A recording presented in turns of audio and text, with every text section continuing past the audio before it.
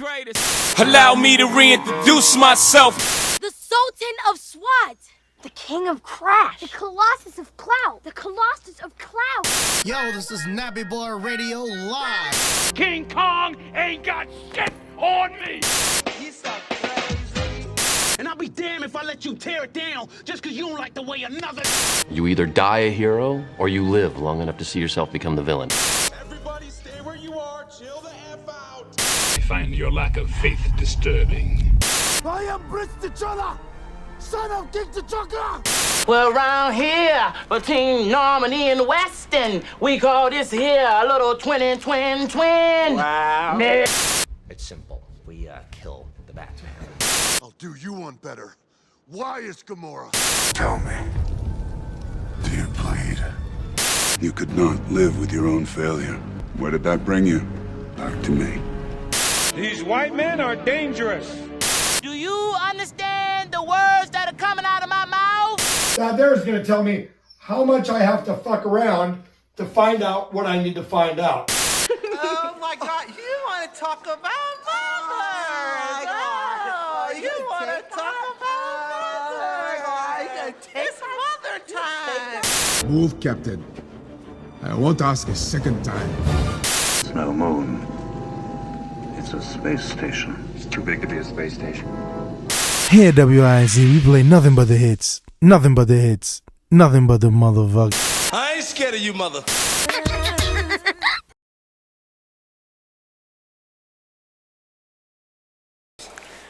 What's up and what's going on, fellow fanatics? We appreciate everybody being here. Appreciate all you guys being here. I know that it has been a while since been in the building. It's been some time, but we're all here.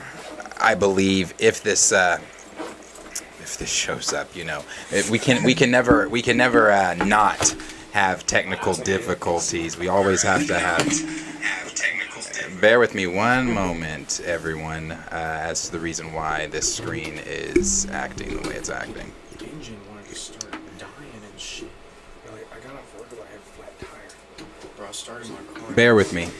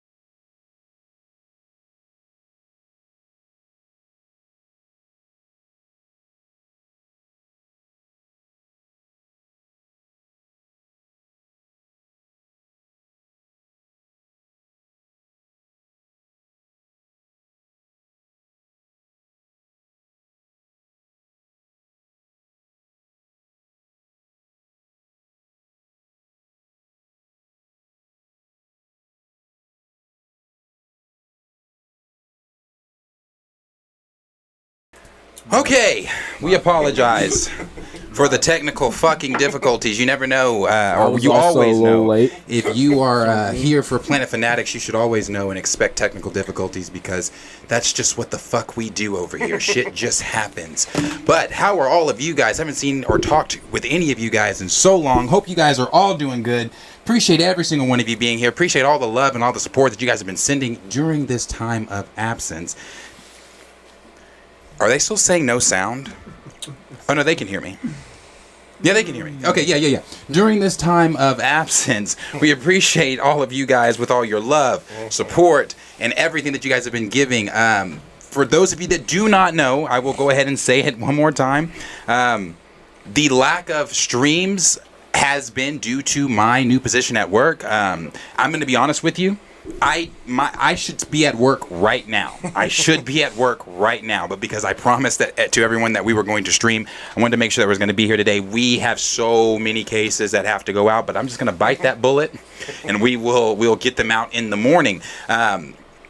Before we go in on everything, again, I want to appreciate everybody being here. So just to the roll call here, appreciate it. Raptor Cloak, appreciate you. The Jinx, Stevie, Zangbeto, JD75, Andre Ware, DJ F and Nice, Connoisseur Triple Salute, D Stizzle, Official EMG, Xavier Phoenix, Franchise, Raymond, appreciate you, bro. Snyder, appreciate you being here. Johnny Washington, Dougie Fresh, my guy. Mind of Inception, appreciate you being here.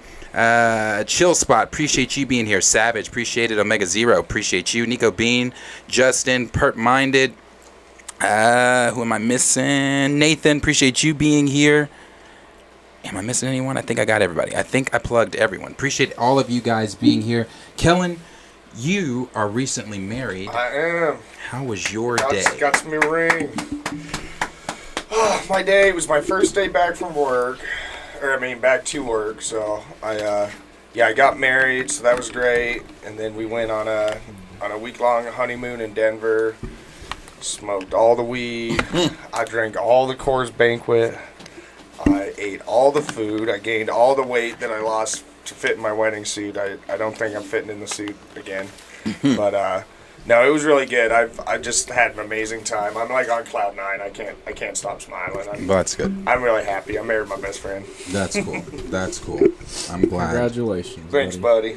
It's been a minute. I missed you guys. It has been a minute, missed man. You guys too in the chat. It has been a while. It's been a minute. You know, we didn't get to see, which we'll get to. We didn't get to see Quantum Mania with you, and you and I were kind of talking about that before. But fuck that. We ain't got to see Creed, nigga. Or Creed. Have you not or seen Creed yet? No. No, I haven't seen it either. I'm the only one who's seen it. Q, how was your day? Man, I don't even want to fucking talk about it. Busy as shit. Then get home thinking everything cool. Try to leave the house. Cars start fucking up. I'm like, shit. One of those days. Casual work day. Man, shit changed. Shit I'm just changed. growing up, you know. Yeah. Anything exciting? March Madness. That's March about Madness. it. March Madness That's about has it. That's March all I've been Madness doing. has been UCLA's crazy. still there. Creighton's still there. That's all we're really there for, right? Yeah. March Madness has been crazy. Have not seen Creed either. Q and I were supposed to go see that together like 2 weeks ago. Still haven't gotten to do that. So before we get started, how my day was. My day was another work day. Like I said, we're constantly busy. My department is the first stop and the last stop of the lab. So it is very, very busy in my room. But so last week, my drivers, one of my drivers was on vacation.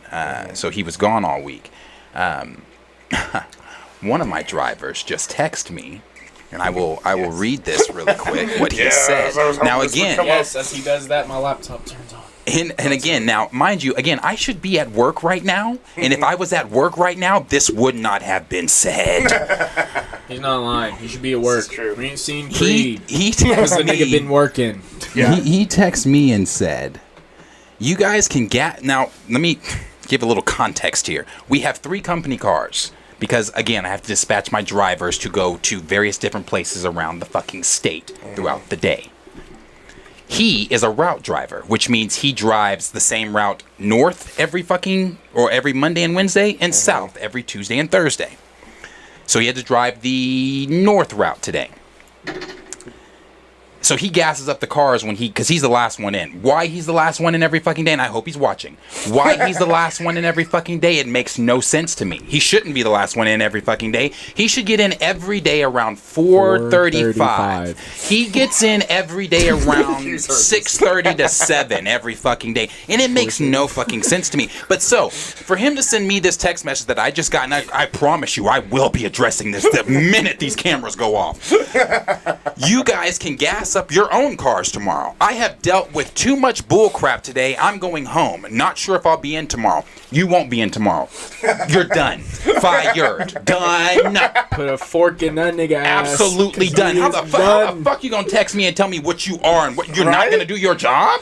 That's fine. That's fine. Now you don't have one. I never wanted to pull this position of my power. Like I'm in the position where I can take your fucking job away if I want, bro. Yeah, you're going full Sith, yeah, bro. Like, and I never wanted to flex that power. But when you text me on some bullshit like that, what Trump say? You're fired. Yeah, you're done. You're done. We're done. So I will be definitely addressing that shit. No, this motherfucker didn't say it. I'm not sure. You're like, well, I'm sure. Yeah, that's funny. That is funny. So this is the bullshit I deal with daily. He called me complaining this morning because he told a lab, and we're about to get into the topics. He told a dentist office today that he was not coming to pick up their case because they didn't answer the phone when he called. Bro, mind you, all he does is drive. Yeah. He gets there at 7 and he drives from 7 to when he comes in at 6. You drive all day. Your job, you don't sweat, you don't get dirty. You are sitting in a car driving, and he complains more than anyone in the. Anyway, I just want to jump in real quick. All you guys are saying congrats on the marriage, and it means a lot. Thank you guys so much, everybody who gave me congrats. And somebody was saying say goodbye to the nerd stuff. That's probably true. I'm still fighting. I'm gonna keep my UFC man cave. There is still full of pop figures. And she knows who she married. Okay? She knows that I am a 29-year-old man who my disposable income goes toward pop figures and comic-related things and UFC pay-per-views. Bro, she married me She anyway. didn't see this man dress up as Fat Thor. Yeah. They gonna be good. They gonna be good. She was into it, okay? I was Thor. I said, baby, get the get the green makeup. You pick Gamora, She-Hulk. I'm fine with either, okay? She knows. She knows. She knows exactly what the fuck she got into. Thank you guys so much for all the congratulations. It means a lot. You too, nigga. So funny. Not Fat Thor. Thank you. Thank you. Oh my goodness. You know what's hilarious? You guys want to hear? Okay, just funny story. Go ahead. I have no agenda today, really. At BJ's, we have Pazookies, right? So we have these. So they're cookies, and then it's different flavored cookies with different flavored ice cream and toppings on it, right? This lady, they're deciding which ones they're going to get. It's like a big table. And the one lady's like, how's the strawberry shortcake? Is it good? And I'm like, yeah, it's pretty good, actually. It's one of my favorites. The other bitch at the table goes, well, look at him. He probably likes them all. To my face. And I just go, well, that was rude, ma'am. And then everybody's like, Becky, what the fuck is wrong with you? Like, everybody at the table's like, we're so sorry. And I come back and she's like, I'm so sorry, I didn't mean it. Like, give me all these apologies. She tipped me $50, but anyway, I was like, you can call me whatever you want. You can tell me to go oink oink if you want. Like, I don't know. But yeah, can you believe that? There you go. She's straight up like, look at him. He probably likes them all. I'm like, all right. She gave you $50. She gave you $50 for insulting you. So I was like, yeah. She call me probably what do you that. want. She probably do that on the regular. Yeah. She's like, I just like insulting people's weight and then tipping them exorbitantly. But yeah, no, that straight up happened. That's crazy. Isn't that crazy? I really want to reply to this now. But okay, so. Oh my gosh! Steppenwolf just went. Darius is drinking water. That's funny. That's funny. We were just talking about this. Yeah, you guys know I'm on my water kick. I haven't had a pop in I don't know how. I've even upgraded. I've got a fucking jug now. It went from a water bottle to a jug. So yeah. You actually use the little markings on it? No, I don't. You know what? Until you pointed those markings out, you're doing great. Almost there. Wake up, you're thirsty, nigga. Go, Queen. Okay. Oh my God. All right. So I really have no agenda today. I mean, there are some things that we are going to discuss, but I don't have an agenda. And the reason I don't have an agenda is for a lot of you guys know I'm a little out of the loop when it comes to some of the news and things that are going on. That does not mean I'm not really paying attention to things like that. Again, if you follow me on Instagram, you know I do post things on my Instagram, but I post things on my Instagram story that I'll share something that maybe the director said or somebody else have said or whatever, and I'll share like a little short opinion on it. But I'm very much out of the loop. So there are things I do know, there are things I do not know. But one of the things that I did want to talk about firstly here was Ben Affleck saying that he is not going to direct under James Gunn. Now, remember everything I've always said about James Gunn when it comes to the tweeting to fans, the constant talking. This is why I have said James Gunn needs to shut up, because this now contradicts what he has said in the past when he has said, well, we've talked with when I say it contradicts, I have no doubt that they probably have talked to Ben Affleck, but let James Gunn tell it a couple months ago. Ben Affleck was all down to direct whatever DC project it was. Ben Affleck is saying he's not directing anything under James Gunn's DC. The Rock also came out a few days ago and was saying some more things about DC and James Gunn's newly rebooted DC. What he said, he made a comment like it's like getting a new manager, owner of a team or something like that, and then once the new owner comes in, he just completely gets rid of everyone else. New quarterback, new this, new that, blah blah blah. Yeah. So I know a lot of people have been thinking that maybe waters have kind of cooled over there with DC and the Snyder actors and actresses. I don't think so. And again, this is why I've said James Gunn needs to stop talking, because this now contradicts something that you have said in the past. You don't need to be doing anything but now focusing on, since he has made it publicly clear that he is directing Superman and that he is writing Superman, motherfucker, that needs to be your focus. Yeah. Because if I turn on that film and Kal-El's doing the cha-cha fucking slides. That nigga's Drax, the marshmallow. Yeah, bro. Yeah, like I don't want to see that. I don't want to see that. So again, this is just, you know, he's using his heat vision to like make popcorn.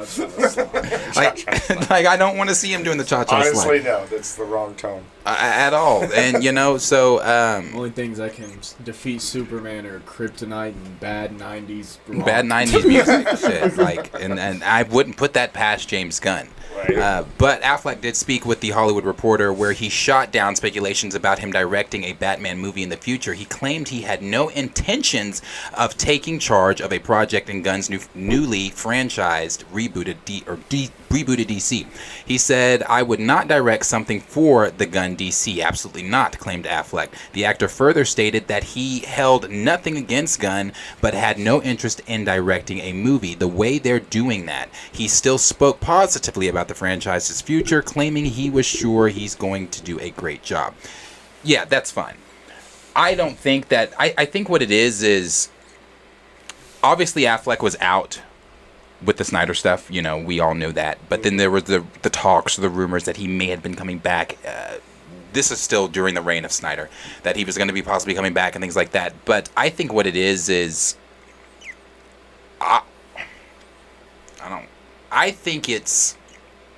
I think Affleck is looking at things going on, obviously, with Henry Cavill being gone, with Dwayne "The Rock" Johnson being booted out, Gal being booted out, seemingly Zachary Levi's fucking special ed Shazam is staying in.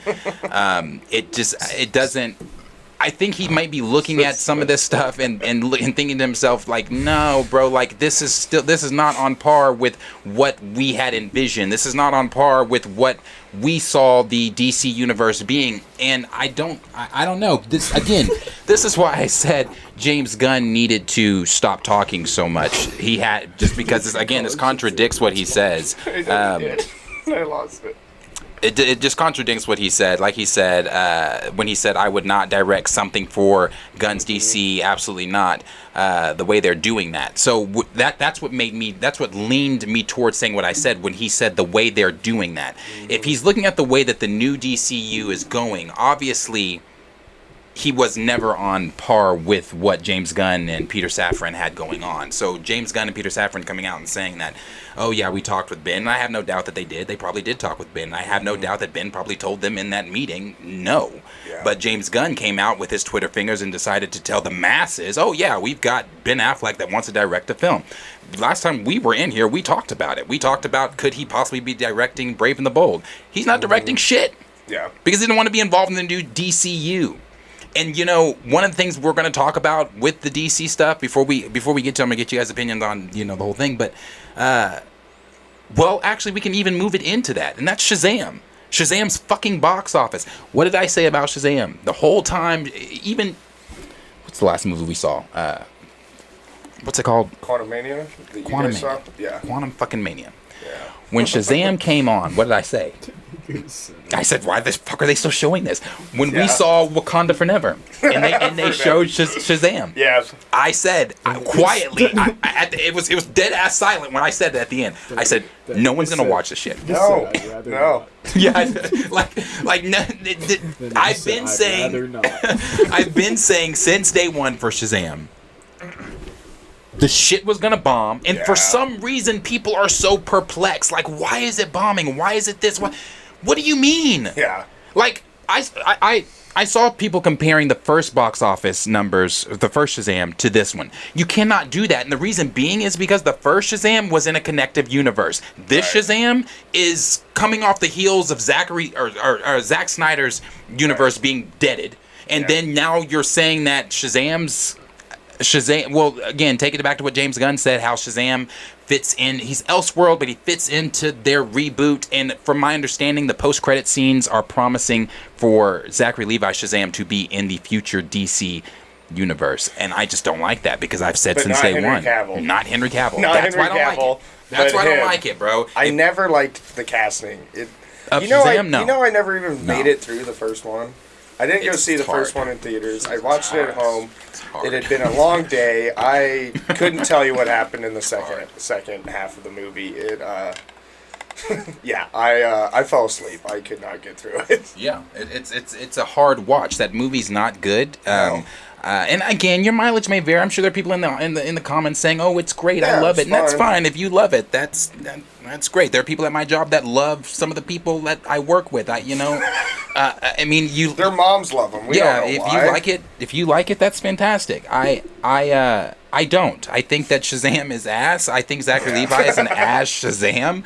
I've said this before. The pictures of him skiing with Peter Safran and James Gunn, and that person titled it on Twitter or captioned it, "This is what you do with a dying dog on their last day." I wanted that to be true. I wanted Old Yeller. Yeah, I wanted them to take him around, take him on his little "This Is It" tour. You know, say bye to everyone and hang up the fucking cape. Take that nigga out back. Take him out back, bro. Yep. Take him out back. I mean, but when you hear Ben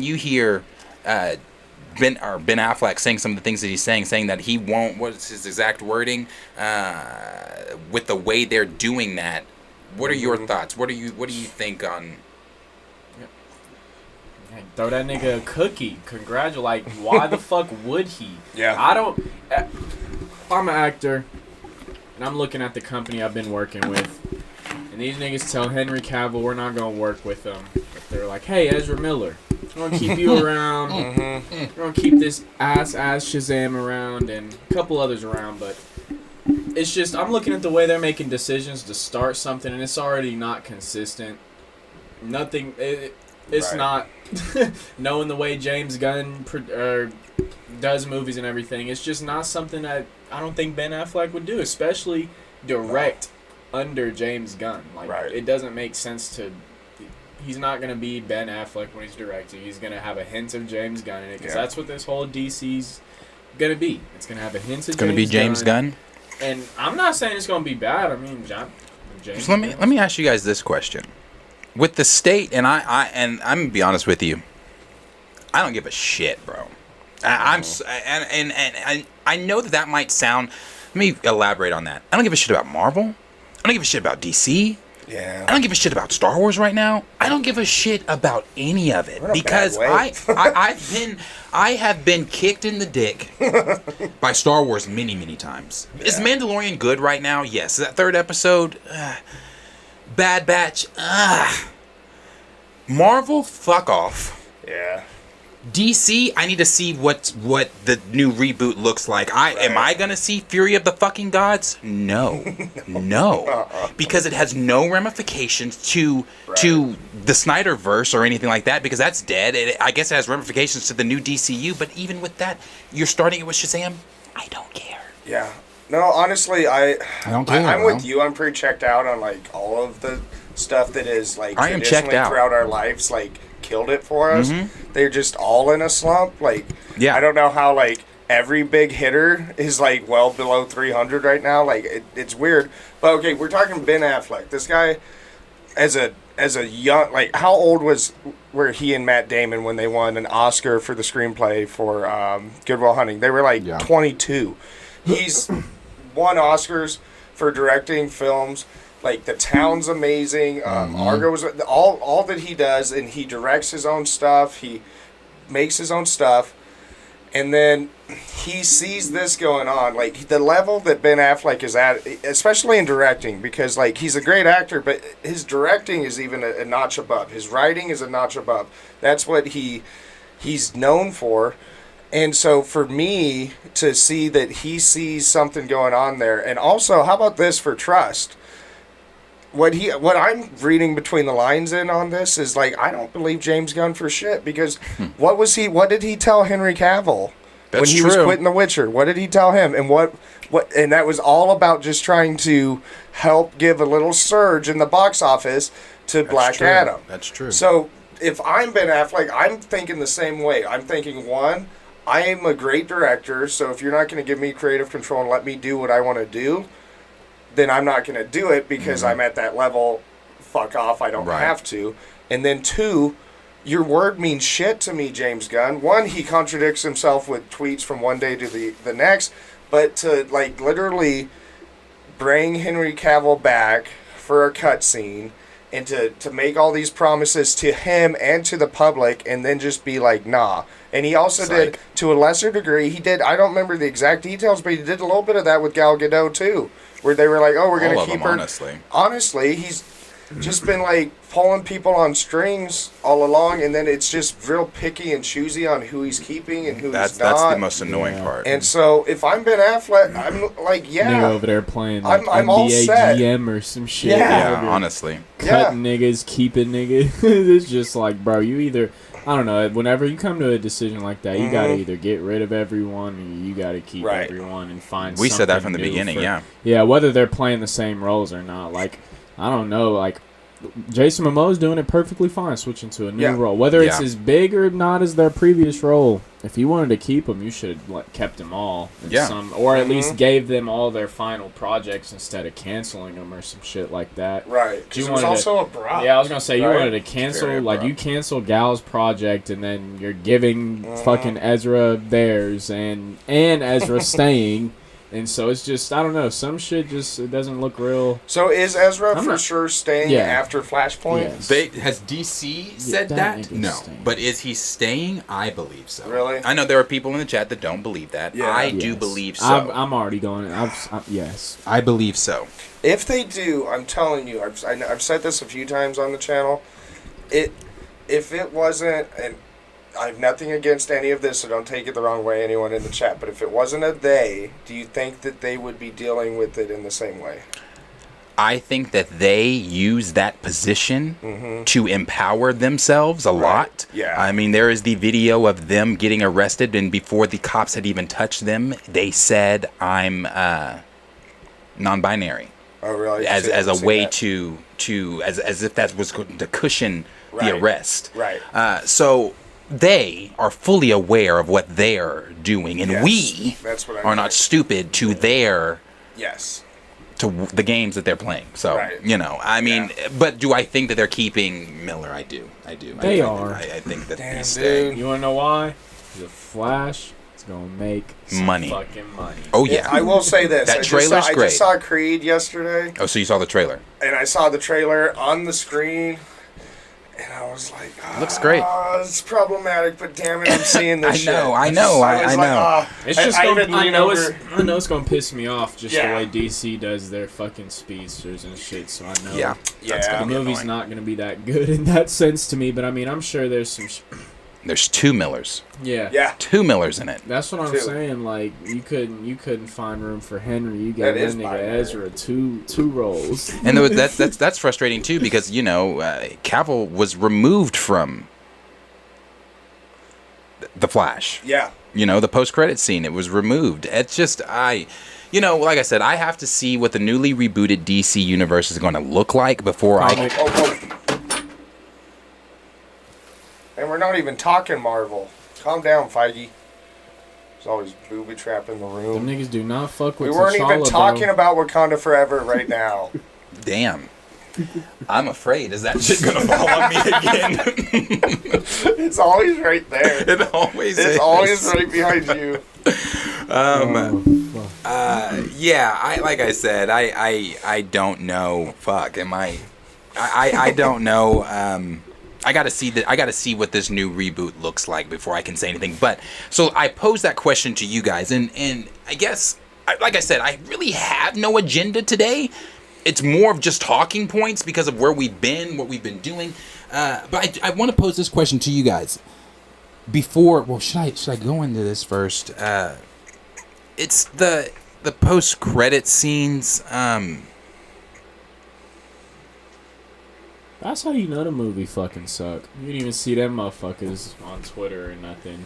I guess my God, Shazam post credits. I guess they allude to his future in the new DC. I again, for some of you that have seen it, please, I guess share. But I don't care. Out of curiosity, so like, we went and saw Creed yesterday, and like I had to buy the tickets online a few hours in advance, and that movie's been out a couple weeks, and this is a Sunday, but I had to buy them online at the Warren for us to get seats.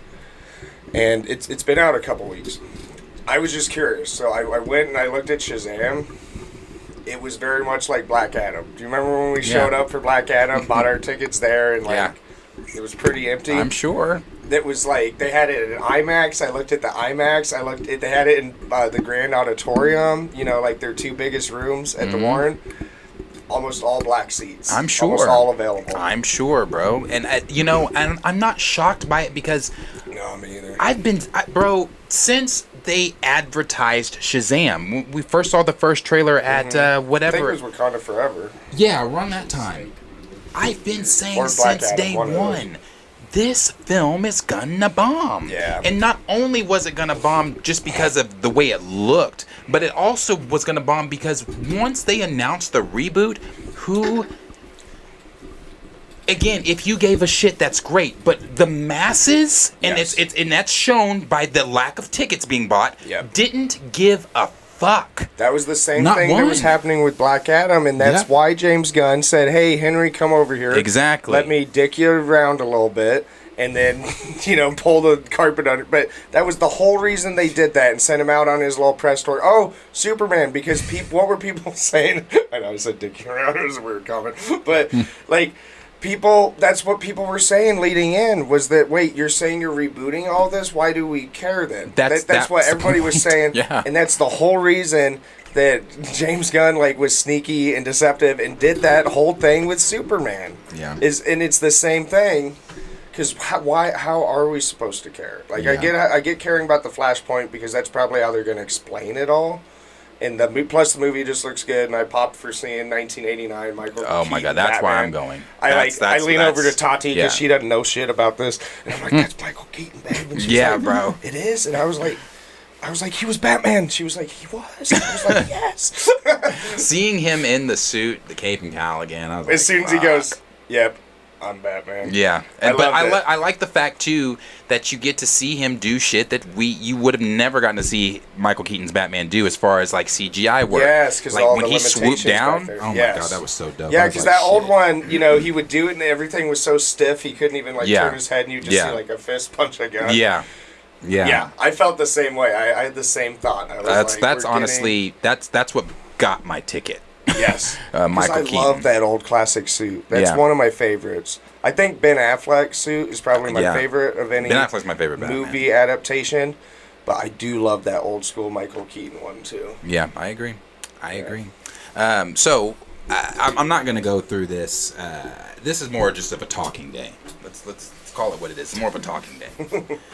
I pose a question to you guys. And I pose the same question to the chat. Where are you as far as enthusiasm with DC, with Marvel, with...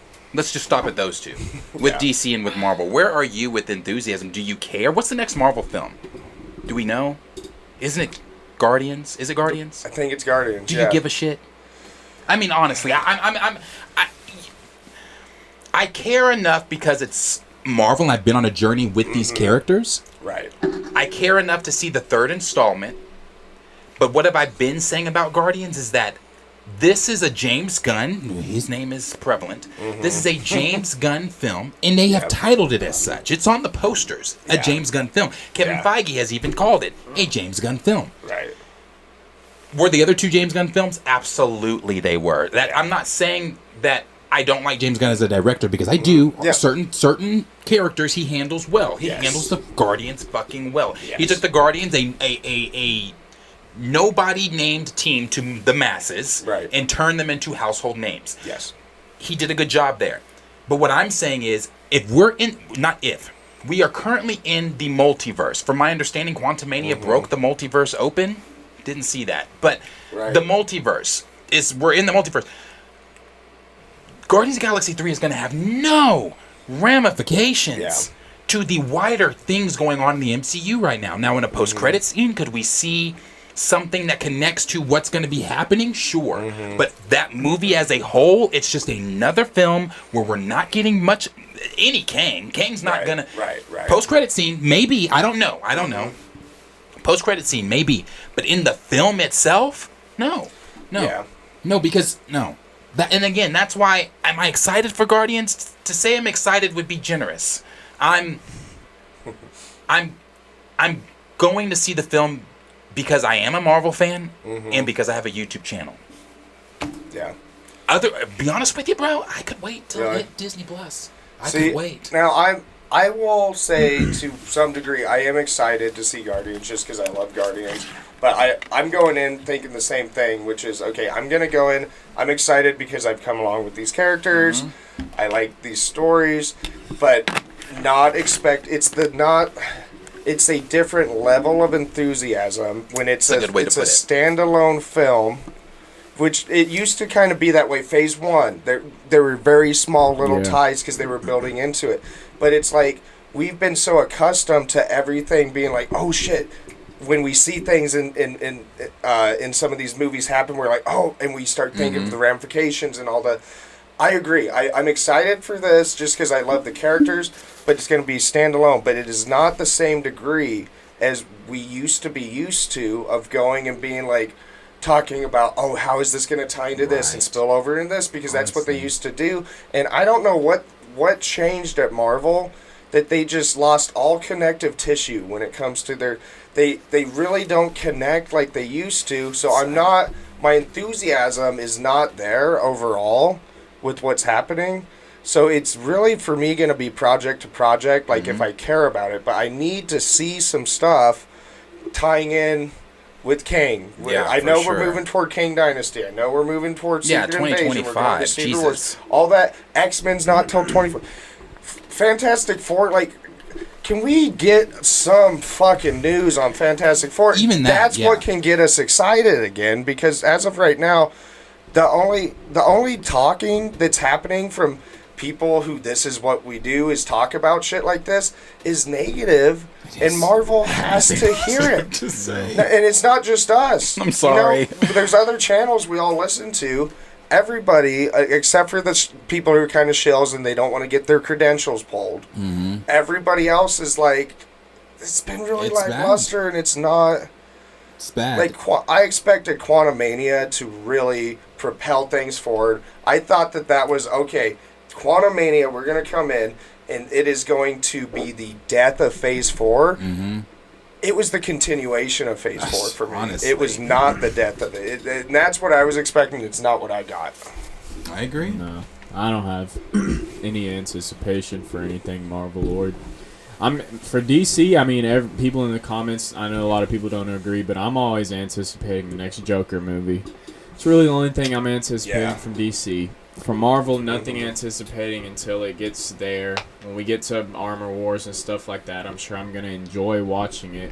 When it comes to anticipation, like you said, enthusiasm, and like Chillmonger said, enthusiasm and stuff like that. I mean, like, I want to see The Boys. Like, I want to see Invincible. Invincible, yes. I can't wait for that. Fucking, I already want to see the next season of The Last of Us. I want. It's just there's different shit out here now that's actually good TV, good movies. I haven't even seen Cocaine Bear. I want to see that shit. I want to see it too. What everyone's been telling me, I want to see it. It just came out on cable too, so I might actually watch it tonight. Oh, is it? Yeah, there was like a little release. It's on demand now, so I don't know if it's on HBO Max or some shit like that, but it's on my cable. I'll have to watch it. So it's probably on little sites and shit too. But I'm just saying. Oh, it definitely is on the sites. Tati voted Cocaine Bear yesterday, and I was like, I want to see Cocaine Bear. But Cocaine Bear, I don't know if you know this. It almost beat Quantumania in the box office. Did it Its really? opening weekend. Let's just put shit into perspective. I'd be curious to see the budgets between the two, too. You know what I mean? Cocaine-induced Bear. Yeah. Almost beat the Marvel Cinematic Universe. You know, that shit's based off, like, it's not based off a true story, but they got the idea from, like, a true story. Like this, the true story is, like, a black bear ate the cocaine and, like, OD'd and died. That was it. No, that nigga didn't, he went... Did he go on a ramp? No, he went a little crazy at first, and then he eventually just OD'd and died, but he, they caught, like, a little footage of him, like, going, he was coked up. They caught him, like, doing this with his mouth. He was coked up, licking his nose and shit, and like licking all his balls, and then he OD'd. Yeah, the bear was licking his nose. You know how much like coke that I forgot how much he fucking got into. It was several kilos. A black bear to OD. That nigga ate so much fucking cocaine, bro. Yeah. But I'm just saying, like, we used to be at the point where it's like Marvel. It was Marvel. Nothing. Yes. Nobody else really had it figured out. No one could touch We him. had Marvel. We had Avatar. We had. I don't really know whatever like. Who else was really doing good? Star like, Wars in there. Star Wars Harry was doing Potter. good. Yeah. But it's like now we have these random video game movies, video game TV shows, random TV shows. That's a random good point. animations. Not to say that those video game movies or shows aren't bad or bad. Like, random comic book that are getting picked up and turned into TV shows and shit. And it's like people are starting to realize that Marvel's not nothing special. One. Marvel's tied to Disney. We can do shit Marvel can't. Yeah. And we can do it on the regular. Marvel may be able to get away with it once or twice. We can do shit Marvel straight up can't. Yeah. And that's one of the big things DC has over Marvel, that if they use it It's a right, really they good have point. it to their advantage. And so, I don't know. It's just, I think I'm bored. I think once you get so great, there's only hate. Like, I mean, like, how much better can LeBron get? You know, like, once you're so great, like, it's just you. And I don't know. It's like, Marvel, can they really... That might be my question that I'm posing. I want to answer what some of them say, but can Marvel really top to what you just said? To what you just said, I would say, can they? I would say yes, they can. Will they? That's the thing. And the reason I would say yes, they can is because Marvel, as we all know, Marvel Comics, there's a plethora of characters, plethora of stories. Would they do that though? Would they take some of those? Well, and not saying that they're not already doing that, but they're taking some of these stories and they're Disneyfying them to where it's turning people off, bro. Like even with Secret Invasion, because one of you guys brought up Armor Wars. Well, we know Armor Wars is coming whenever the fuck. I don't know. I forget. Like, what, 2024, I think? I think is what they said, 2024. Summer 2024, I believe. Secret Invasion, maybe even getting delayed again. We still have not had a concrete set-in-stone date for Secret Invasion. We've not seen a second trailer for Secret Invasion. Talk about Secret Wars now, maybe 2 parts, which it fucking needed to be. Which we talked about. Yeah. My biggest thing for what my problem, I think, is with Marvel is complacency. I think that what they did was they, like you were just saying, they were the big swinging dick in town. Nobody could touch them. We're Marvel. We don't need to change shit. They're the team who is still running the like same plays, and they haven't adapted to like West Coast offense. You know what I mean? It's like Marvel. Marvel is dead ass Greg Popovich. You know, like they're still running the triangle. Still running the triangle. It works. As Don't great fix as they it. are, that shit's not working no more. Yeah. Well, what they do is they just follow the same formula every time. And what word did you just use? Bored. Yeah, We're bored. Bored, because bro. I'm bored. They're all the same. It's the same formula.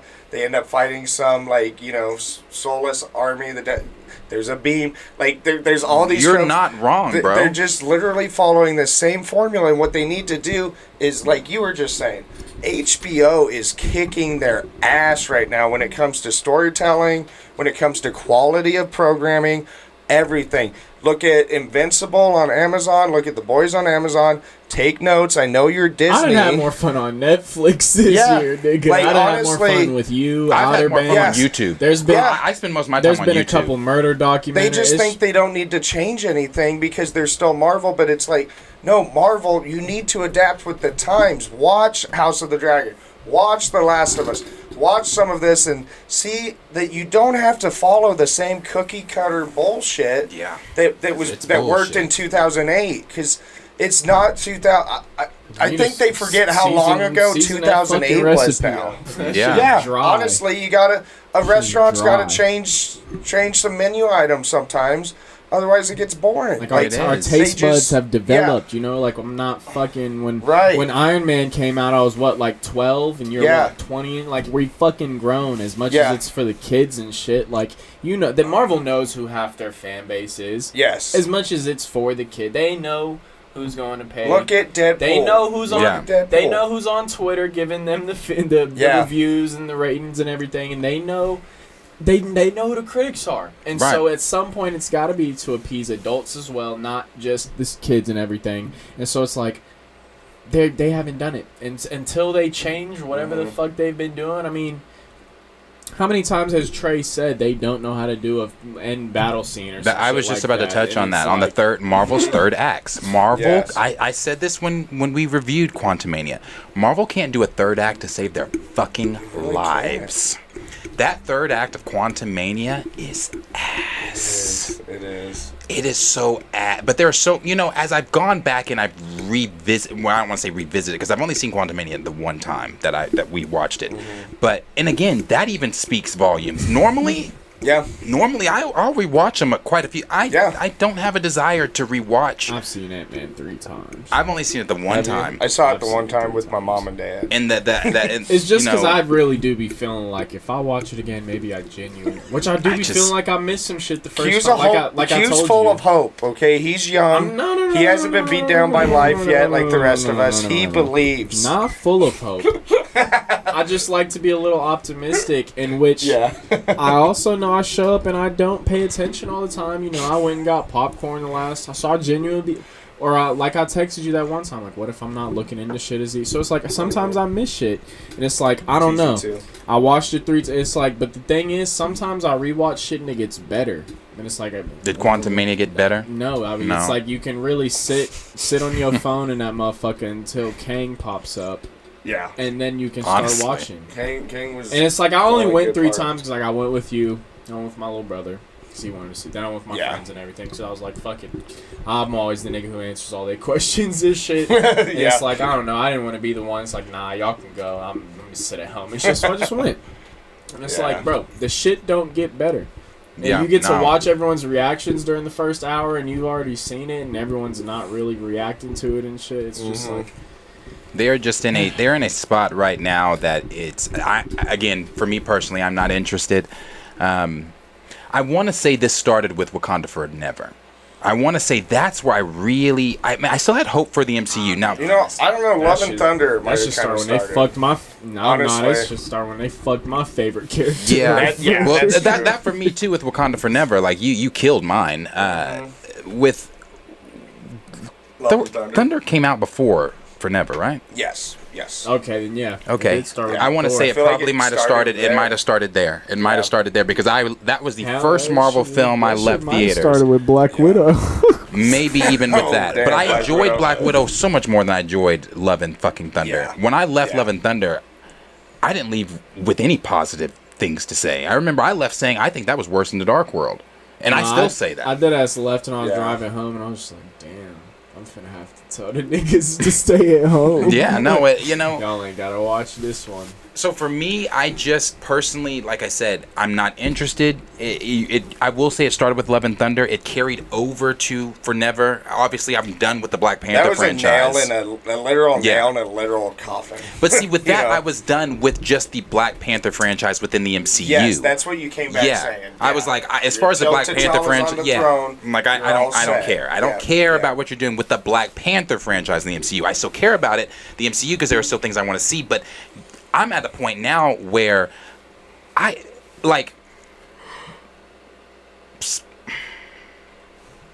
guess I'm looking forward to Spider-Man, the next Spider-Man, whenever it comes out. I guess Secret Invasion, Kang Dynasty, or Secret Wars, Fantastic Four. That I want to say it might stop there. Right. No, I'm excited for Secret Invasion, but apparently it keeps getting pushed back. You finna go to bed tonight, wake up, and not think about any of that shit tomorrow. No, honestly, Spider-Man, I am looking forward to seeing anything with Spider-Man, but just like, even though this is not really the MCU, it's Marvel and Sony Across the Spider-Verse, that still got me highly anticipating. Probably my most anticipated film of the year. Sony stuff? Honestly. I don't care. Yeah. Madam fucking Web, where I was like, oh, let's be positive and optimistic about Madam Web. Let's see, bro.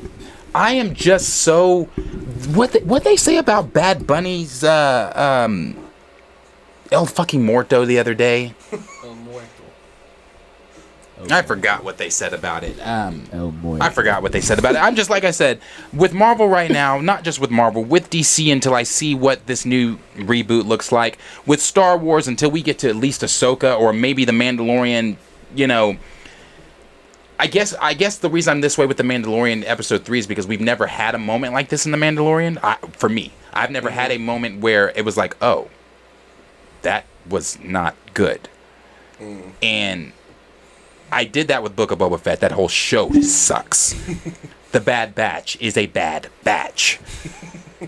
The Mandalorian has been fantastic until we just got this most recent episode. Andor. I know a lot of people out there loved Andor. You will never get me to watch Andor. I watched that one episode. That one episode was supposed to be the draw. It didn't draw. Fuck off. I don't want to watch it. Honestly, it got a little bit better, but at the end, I was like, I remember telling you, I was like, I finished it. Oh yeah, you did watch it. Don't bother. Yeah. I decided to do it. I was like, at the time there wasn't really any shows I was watching, so I did it. But it was like, the way they ended it was so anticlimactic, and like it felt like it was building to something. And then I remember, it is. I remember seeing. Well, I thought like the season was. Well, and then like as far as the ending happened, I was like, I remember seeing there's one episode left. How are they going to tie all this up? And I was like, oh, I guess they just kind of won't. No. I mean, because to me, Andor never made sense to me because it's like, okay, we're telling stories about Cassian Andor, who we know dies. On Scarif. Yeah. When we're telling the story, we're telling yet again another story about the Death Star. I get it. It blew up. Yeah. And they built another one, and it blew up. Yeah. Like, then you built Starkiller Base, and it blew. I get it. Yeah. Like, let's move past some things. Let's get to some different shit that we have not seen. That's why I'm so excited for Ahsoka, because it's like, it sounds promising. It sounds like shit we've never seen in Star Wars before. I'm working out every fucking day. And when I was doing my cardio shit the other day, I watched Mandalorian. I was watching the first episode. I think it's the first episode of The Mandalorian where they're going through hyperspace and Grogu sees the Purgle. And I got super excited because I'm like, bro, that connects to Rebels. That connects to Ezra. I mean, that connects to Ahsoka. I'm like, that's so cool. So shit like that, yes, but I don't know. I'm not saying they can't have bad days, but you've had bad years, right? And it's getting out of hand. So I'm in a space right now where I'm not watching certain things. I'm not paying attention. Like, I'm not saying I'm not going to go back and watch things, because I will. But do I have to see them the day they come out? Fuck no. Right. No, I do not. I don't. Like, are we going to go see Guardians the day it comes out, likely. Probably. But like, I still haven't seen this third episode of, or not third episode of Mandalorian. I still haven't seen any episodes past episode 4 of Bad Batch, I think. Because I'm looking at what people are saying. If you tell me it's ass, trust me, I'm going to believe you. Yeah. Trust me. At this point. Yeah, I'm going to believe you. I remember a time when you would be like, let me see for myself. Yeah. But you're past that point because you She-Hulk for yourself. Yeah. She-Hulk did We it. tried. We tried so hard. I want She-Hulk if did anyone it. could send us some cookies, some brownies, a medal. We tried. Deadass, sitting We here tried fucking so week hard. to week. Week 9 after week, weeks. Thursday Oh, God, after that was some Thursday. ass. They gave us that one episode with ass. That was and I ass. okay with Some ass. That was the ass I wanted. As far as the rest, we had one good Daredevil episode. But what the fuck was that? Anyway, I don't want to rant about She-Hulk again, but that last episode still I get mad. lives rent free in my fucking head. Yes. Yeah, no, it's crazy. I still remember her swinging down on the Disney Plus thing and me being like, You know, I personally, I gotta work in 45 minutes. And I'm in a enjoyed bad Eternals. I enjoyed Eternals, but we could go back and say it started there. If we want to be with the Marvel crowd. You could go back and say it started there because you remember it took me to my 16th time. Hey, at least it has some rewatchability. It's true. Way better than Love and Thunder. I'll true. tell you That's that. true. Though. Way better than fucking Love and Thunder. This is what they said here about Secret Invasion. It says the official Disney website updated the release window for Marvel Studios' Secret Invasion, which is now only listed as coming soon.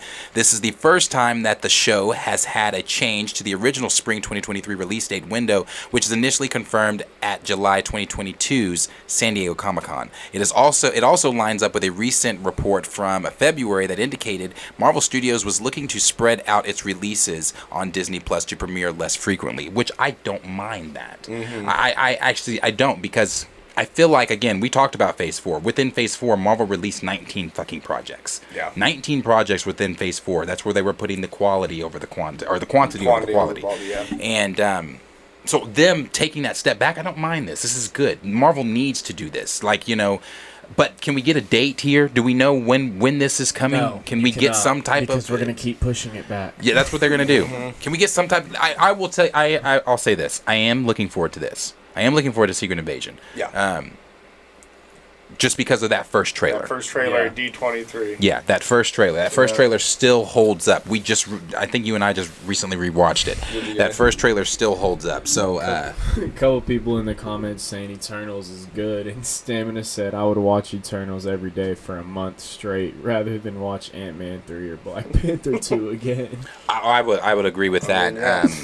As far as the Black Panther stuff, for me, Eternal still doesn't touch Kang's Sir Yuri performance. G said, "Y'all crazy? Y'all rewatched Eternals on purpose? Yeah, Eternals is solid. I did rewatch Eternals on purpose because I wanted to see what I was missing."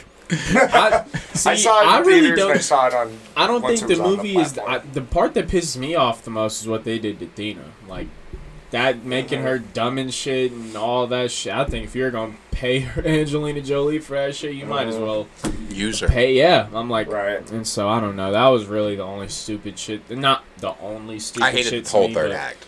Yeah, that. Yeah. Besides having Makari, Sprite hit the the rock. Besides Makari fucking Icarus up. That shit. That was probably that was pretty. saved That the was movie to dope. me, but That was dope. I mean, like the rest of it, having like just getting to know all them, like interacting with each other and shit like that, and learning why they do what they do. Just I don't know. It wasn't that bad to me. No, I still wanted it to be a Disney Plus series. To me, it still screams Disney probably Plus still series. would have been better a Disney Plus series, made more sense. Or a special. We've talked about these specials. I mean, not even that, because that's just a shorter movie, and That's true. we needed more time. Yeah, That's true. We needed more time. series That's would've been true. better for that. We needed But more they need time. to move some of these overbloated, like 8 episodes where it's like, okay, 3 episodes that actually matter and 5 episodes of bullshit. Those can be like a special.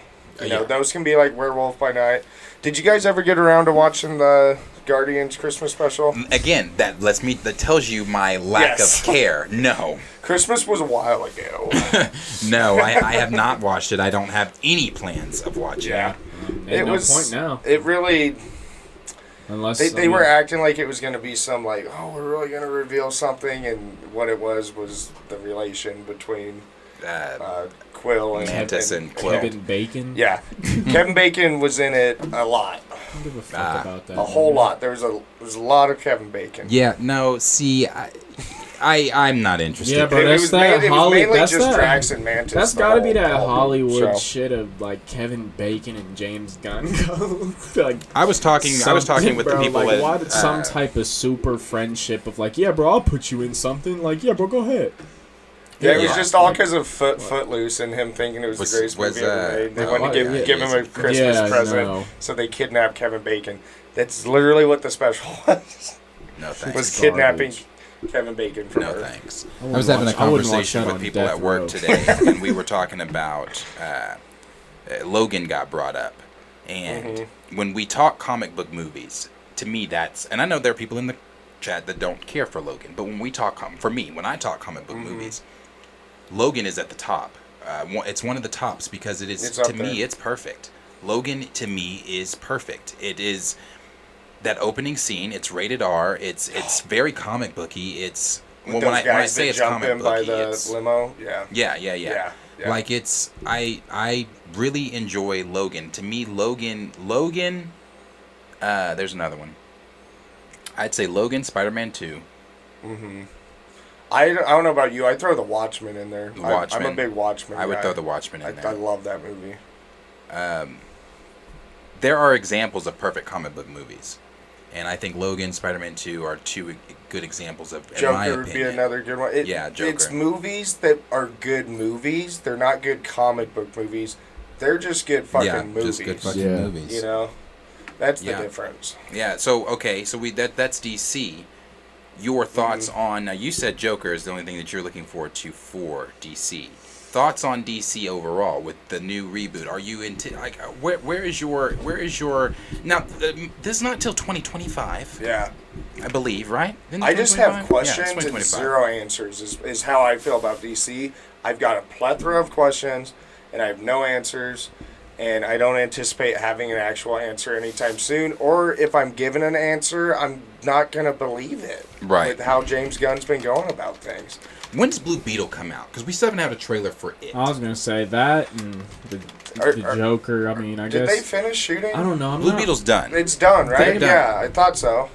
The thing about DC is, like, it's just kind of hard for me to anticipate anything DC just based off its track record. Based off the history.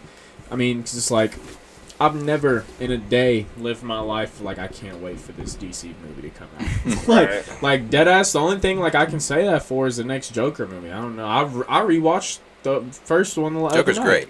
I deadass rewatched the first one the other night. I got really excited seeing those. I was like, man, shots with Lady Gaga. Yeah. I was like, this nigga lost hyped. He had to have like 40 pounds for this shit. Yeah, he dropped major weight. I forgot how much he said exactly, but I'm like, bro, I was just watching that shit again, really admiring just what that nigga did with that shit and everything, and I'm like, this is a movie, not even from a director's, just from everyone acting. Like, it's good. Like, the good actors in good roles doing what the fuck. Like, even a little midget nigga. Like, what? I forgot his name. That scene wherever he kills Gary. I don't know if he kills Gary or whatever. He helps him with the door. Yeah, he helps him out and shit. He's like, don't worry, I'm not gonna hurt you. And he's scared. He's like, boo. Like, that shit is just, I don't know. Like, that one little scene, I ain't seen nothing like that from a Marvel like movie in a while. Dude, that scene on the talk show? Like, bro. Like, you can. Yeah. Oh my gosh. Okay, here's my thing. You get what you fucking deserve. Yes. You can watch. Dude, my heart during that. Okay, but here's my thing. It coming. You can watch that. You can watch the Joker from so many perspectives, though. Like, I've seen that movie so many times, but that final scene on the Bill Murray show, I've laughed at it. I've been like, oh my god. I've been like, damn. I've had so many different reactions to it. Yeah. Like, that scene, it made me cry before whenever he goes and steals the records from the center and everything. And he starts reading everything his mom was doing to him and shit. And then I was like, because the first time I didn't think I really caught the like true meaning of that shit. I just seen him laughing in there reading shit and everything. But I went and rewatched and I actually realized like this is this nigga origin story and shit. Like, I don't know. It's just I don't know. I ain't seen nothing rewatchable like that from Marvel or anything. Yeah, no, I mean, for me, I'm waiting for Blue Beetle. I think for me, as of the current else, until 2025, give me the DC that's what I'm shit. looking forward to the most. Is Blue Beetle. I'm looking forward to it the most. Again, until James Gunn's stuff in 2025. Right. His stuff, the thing I'm looking forward to the most is Brave and the Bold, and that's just because Damian Wayne is in it. And I love bats, but I am looking forward to Kal-El. I'm looking forward to. I'm optimistically curious for whatever this Superman movie is going to be. That's what I'm curious for. I'm curious to see who's playing him. I'm curious to see who's well, we know who's directing. I'm just curious overall for this film. But as far as things coming this year for DC, I want to see Michael Keaton's Batman, but I'm really looking forward. Like, I will enjoy, like, I will have my ticket in advance, even if no one else does. I guess I'll check the seating to see if I get my ticket in advance. Save that online currency fee. Yeah, but I definitely I'm looking forward to seeing Xolo take on Blue Beetle for sure. I'm excited about that, but also, you know, we're talking about DC here, and with what you were bringing up with the Joker, honestly, okay, outside of Flashpoint, same reason as you, I'm excited because of Keaton and all that. I'm excited to see it, plus we get Ben Affleck Batman, so I'm excited for that. But as far as the future, I don't have anything I'm optimistic about. Blue Beetle, yes, but the ones I'm most excited for are DC projects outside of the DCEU. It's the Joker sequel, and it's Matt Reeves' Batman, that next one. Outside DC, but outside of the DCU or DCEU, whatever they're calling it these days. It's outside of that is what I'm most anticipated for, and that's, I don't think, a good thing for DC. You know what DC, for what DC's trying to do as far, because their thing is like they're trying to do what Marvel did for all those years. Marvel's on the decline with it. They're like, okay, maybe we can catch them on the decline and pass them on our way up. But I'm not seeing shit to tell me that they're going to.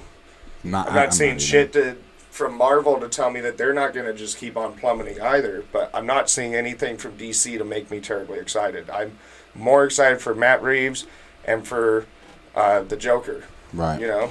Right. I don't know. And all this, all James Gunn DC shit is far away too. So It's with far. time, It's far. there may come some anticipation and shit. I'm sure whenever trailers start dropping, like whenever the Flash trailer dropped, we're all kind of like hold on a little bit. Yeah. I mean, don't even get me. I mean, there's still a chance the Flash is gonna fucking suck. I'll come out and say it right now. There's no guarantee that movie's gonna be good. Especially with all the reshoots, like y'all, anytime like we could get in there and we could get in there and thank you Batman, and that is fucking it. Well, Tom Cruise recently got to view the film. He talked with Andy Muschietti. He asked Andy Muschietti if he could view the film, and Tom Cruise came out and said that he loved it. Now, again, this is on par with everything we've heard about The Flash. Even before the trailer came out, people that got to see test screenings were saying it is phenomenal. Was that before or after reshoots? It was before and after. Yeah, before and was after. Getting into shit. Yeah. So I mean, everybody knows the reshoots. Everybody knows Ezra Miller getting into shit. So I mean, because that's my only concern is I've heard such good things and the trailer looks so good. But you know what trailer looked amazing? Suicide Squad. Oh shit, you're right. Looked amazing with Bohemian Rhapsody. I was like, oh, is this going to be the greatest superhero movie ever made? Yeah. And they did what at the end? A bunch of reshoots. Same thing with the Snyder, the original Snyder Justice League. Same thing with Batman versus Superman, which those trailers, I was hyped as fuck. I was. When it was Batman versus Superman, like I remember I had to pee at one point in that movie, and I was like, I don't care if it's trickling on the ground. Yeah, I got to see this. No. But then it was like, oh, nope, I can definitely go take a piss right now. Like it was disappointing. And so I'm just used to DC putting out these trailers that look amazing, doing reshoots.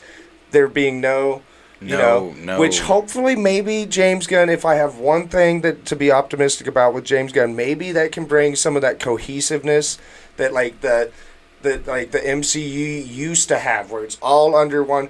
Because when you have too many chefs in the kitchen, which is what I feel like has been a major problem for DC in the past. It's just too many. You got Warner Brothers saying this, you got producers saying this, you got the director saying this, and it's not all one unit in agreement.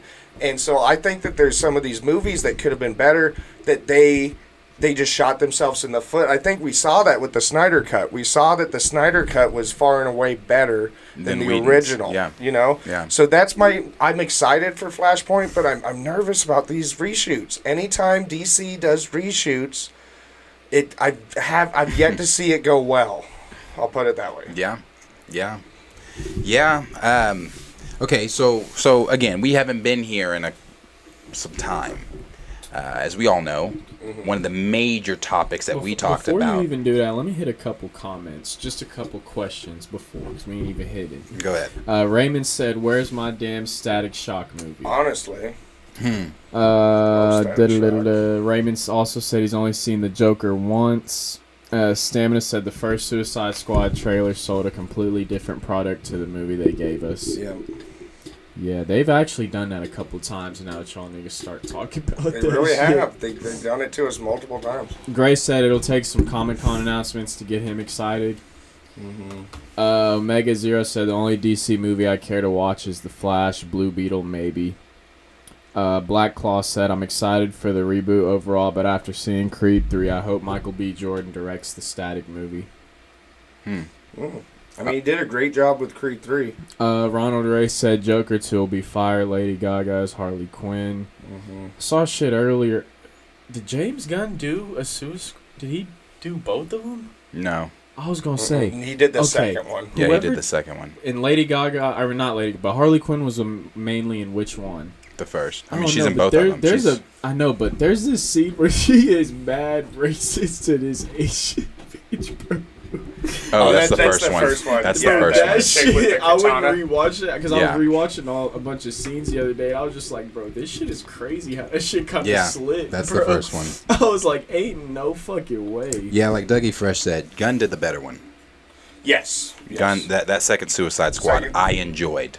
It's one of my favorite DC movies. I'm not sitting here saying it's like, oh my, but I enjoyed it. Yeah, I watched it a couple of times. Yeah, it was really good. I've watched both of them a couple times. First one ain't crazy, but yeah, first not bad. Really crazy. It was Killer Croc the way that he dove into that sewer for me that like really took me out of that. I didn't like how they did Killer Croc. As soon as he like, I don't know, it was just so weird. Do you guys remember what I'm talking about? I know what you're talking about. Where he just like dives in. I was like, what the fuck just happened? That's kind of toward like when they're fighting the big bad, right? Yeah. Yeah.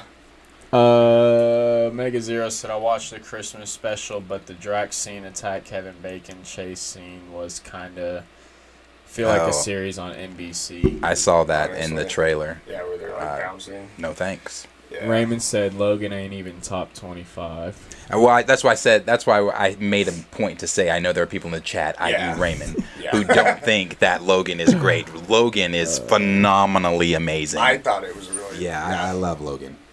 I liked it.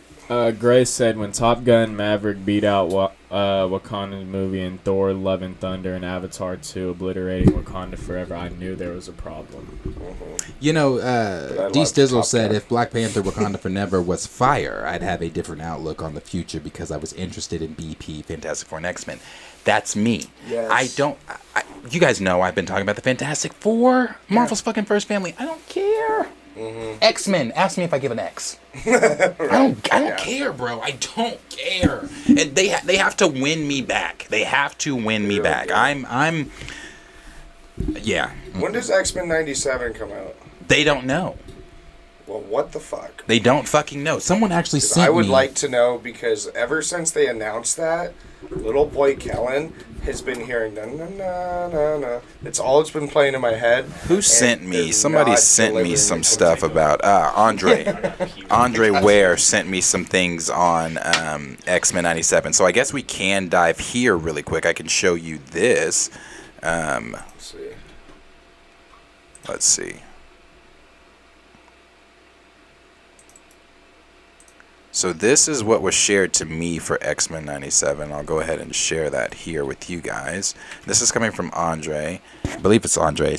I believe that's Andre's username. It says, new plot details for X-Men 97 have made their way online, giving fans an idea of what to expect from the upcoming animated continuation. The head writer behind the show, Bo DeMeo, we've talked about Bo DeMeo quite a bit because he's the one writing for Blade as well. They took him from 97 and brought him over to Blade, so he wrote that as well. He's a big comic head. He knows his shit, you know. So is extremely passionate about continuing the animated show's legacy. The writer previously told the Direct, now there is such an earnestness to all of these characters that he hopes to continue alongside maintaining the emotional core of the original series. When it comes to the actual story of these new episodes, not much is known. One recently revealed tidbit was that Magneto will be back with a new look. The infamous mutant will also be leading the X-Men himself. Now, the reason he's leading the X-Men, if you remember... Magneto is? Yes. Okay. If you remember when the show... Because the original show... When it ended...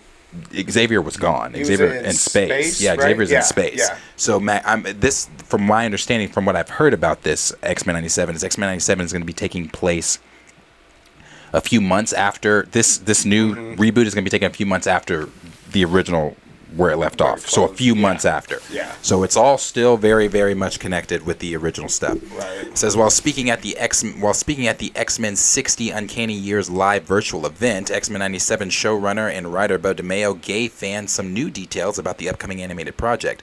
DeMeo started out by revealing that the X-Men will be experiencing a wave of increased sympathy towards mutants and understanding, which I find quite interesting. I find that interesting because the mutants, as we all know them to be, are ostracized, are looked at as, plagues, basically. There's a whole society of them that live in the sewers. Yeah, that's why they went to Krakoa and everything like that. So it's like, so then he goes on to say, okay, we're going to be picking up about several months after Professor X left Earth after being shot by Henry Gyrich and had to return to the Shire homeworld to be with Liliandra. And what ends up happening is that assassination attempted has led to this wave of increased sympathy towards mutants and understanding. He pointed out how the team weren't expecting this type of public reaction, as they are all asking themselves, what does our future hold for us, causing Cyclops and Storm to step up as the team's leaders. Pretty cool. And things are despite the friends of humanity still having their mullets and getting all up in them, things are really starting to look up for mutants, and this is gonna kind of come to a head and lead our X-Men to say, what does our future hold for us? We weren't expecting this, and you're going to have Cyclops and Storm really wanting to carry on the dream, and they've recruited Morph and Bishop to actually become full-time members of the team. Bo DeMeo reveals that even Magneto will be having a change of heart.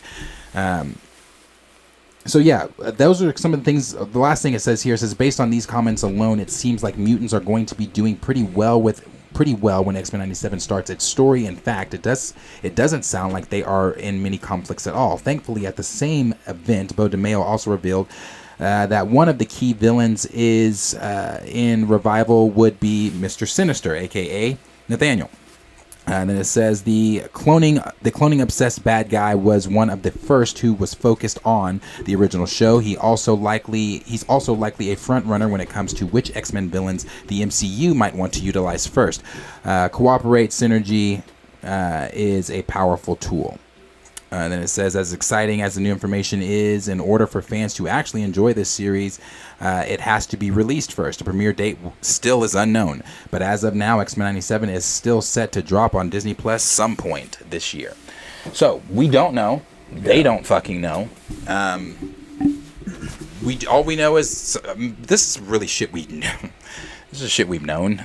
We've known that it was going to take place months after the original. We've known that Magneto was going to be leading, because when the original pictures were shown at D23, everybody was wondering, why is Magneto in this new uniform? Why is he leading? Well, then you put two and two together. It's because Xavier's in space from the original show. So this is shit we knew. This just more so falls in line. And again, I'm not upset with them not having a date, because it just further shows that they are trying to push things back to accommodate this quality over quantity deal. So I'm not too upset with that. But that's all we really know about 97. Andre also sent something else here. Let's see. Time filler. Shout out Coach 420 for the super chat. Oh yeah, thank you. Thank you. He said, "Love the content, boys. A refreshing look at the comic book world. Also, love the workplace drama." I knew that needed to be in there. Hey, thank you. We so appreciate the super that chats. workplace drama ain't no fucking joke. Thank you so much. I'm sure we could all sit here and tell we fucking appreciate the super chat. quality ass stories about work. Yeah, so like I said, it just moves forward into that. But Andre did send something here too, which I might touch on and I might not. It just depends. I'll get if we do it, we do it. If we don't, we don't. I'm not sure yet. But I will go ahead and let's go ahead and talk here. We talked quite a bit about the Oscars from last year. When Will slapped fire out of Chris. And I don't care what anybody has to say in the chat. After Chris Rock's most recent special, fuck him, Will should have hit him harder. Will should have beat his ass. That's my opinion. But I'm not going to get into that. My opinion. I don't fuck with Chris Rock. Bro. He is. I do not fuck with Chris Rock. I've been saying that before. Me too. I'm not an everybody hates Chris fan. I am, but that's only because you can even tell in that shit. That nigga's doing that shit to hate on black people. Like you can tell. He is so anti-black. I was about to say, if you watch Everybody Hates Chris and realize that nigga is hating on black people, like it's funny. Don't get me wrong. Like I do and think it's humorous, but like it is. Like I get what you're saying. Like you know. The joke he made, the comparison, and I use joke in quotation marks because he thinks he's funny. The comparison he made with R. Kelly and Michael Jackson, don't fucking do that shit, nigga. That is not the fucking same thing. That is very different. I haven't watched the special yet. I didn't watch the special. I just saw that clip. You saw clips of it? Yes. Yeah, I haven't even seen these And clips when you yet. say shit like that for me, Chris Rock, it seems like every single time you try to get laughs out of other niggas or you're tap dancing, let me just leave it there, tap dancing, it's you tap dancing at the expense of your own people. Yeah, but no, like that's literally what it is. And again, you may feel differently, and that's fine. I don't like Chris Rock. Yeah. He solidified my dislike for him with this new special. So, but like I said, yeah, no, that nigga's a clown. You know the little monkeys you get out the COD box. They didn't make niggas dance. That's all that nigga. No, he is. My thing with it, I haven't seen it yet. My thing was, okay, you slap one of the most, renowned comedians ever. He's gonna have some stuff to say about it, but it's so long after, and I get that it takes a year to build an hour, but that's your whole hour. I feel like it would have been better if he wanted to come out with because Netflix does 30-minute specials. He should have done a 30-minute special called The Slap or something like that, and done it. Man, it's one of those days. Man went crashing. But you know what I mean though. Like if it had been sooner, and I get it. Okay, the guy slaps you. You're not a physically, imposing person. So what are you gonna do? You're gonna come back and write some funny shit and clap back.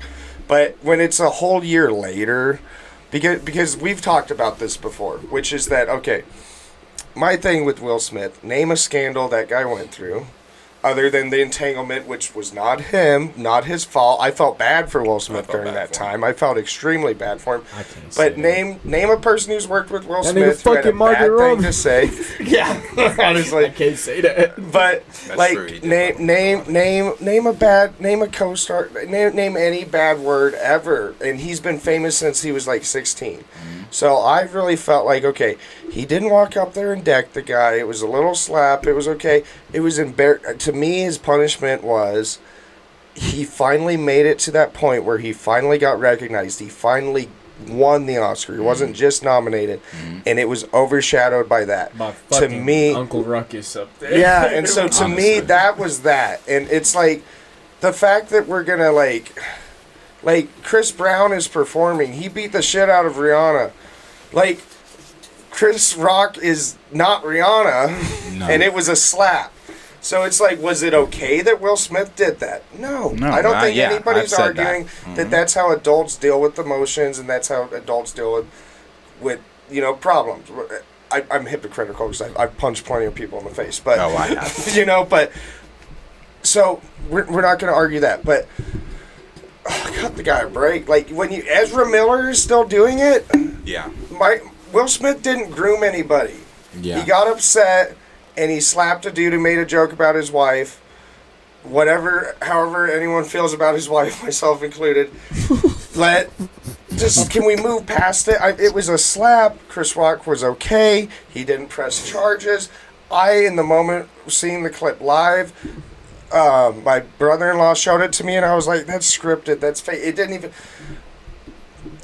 He played Muhammad Ali. He knows how to turn over a punch. Okay, like he just gave him a little slap, cut the guy a break. Like there's people even since the Chris Rock special just came out who are like calling for more, or like I think one of the last times I was in here with you, somebody the like head of the Oscars said that like the response wasn't like good enough or wasn't adequate. Yeah. If you want to say in the moment the fact that like how they dealt with it in the Oscars, that's whatever. But outside of that, it is what it is, and like he slapped him. It wasn't cool. It happened. But like it's still Will fucking Smith. It's the Fresh Prince of Bel-Air. Like I think y'all forgot. Like let him have one fuck up. Do you know how many people look at Robert Downey Jr.? We forgave him. We forgave him. For everything he had went through, and look how he's doing now. I'm sorry, people make mistakes, but to be under a microscope for as long as Will Smith did, a lot of other celebrities have had more than just one slip up in a career spanning since 1989, something like that. It looks like we got another super chat. Shout out to Super Chat Reese Rubric. He said, wondering if/when the T'Challa video is out. Reese's petition is at 106. Can we chat about it more on IG? Also introducing Reese and his work to Chillmonger if he is still in the chat. Thanks for the support. Yes.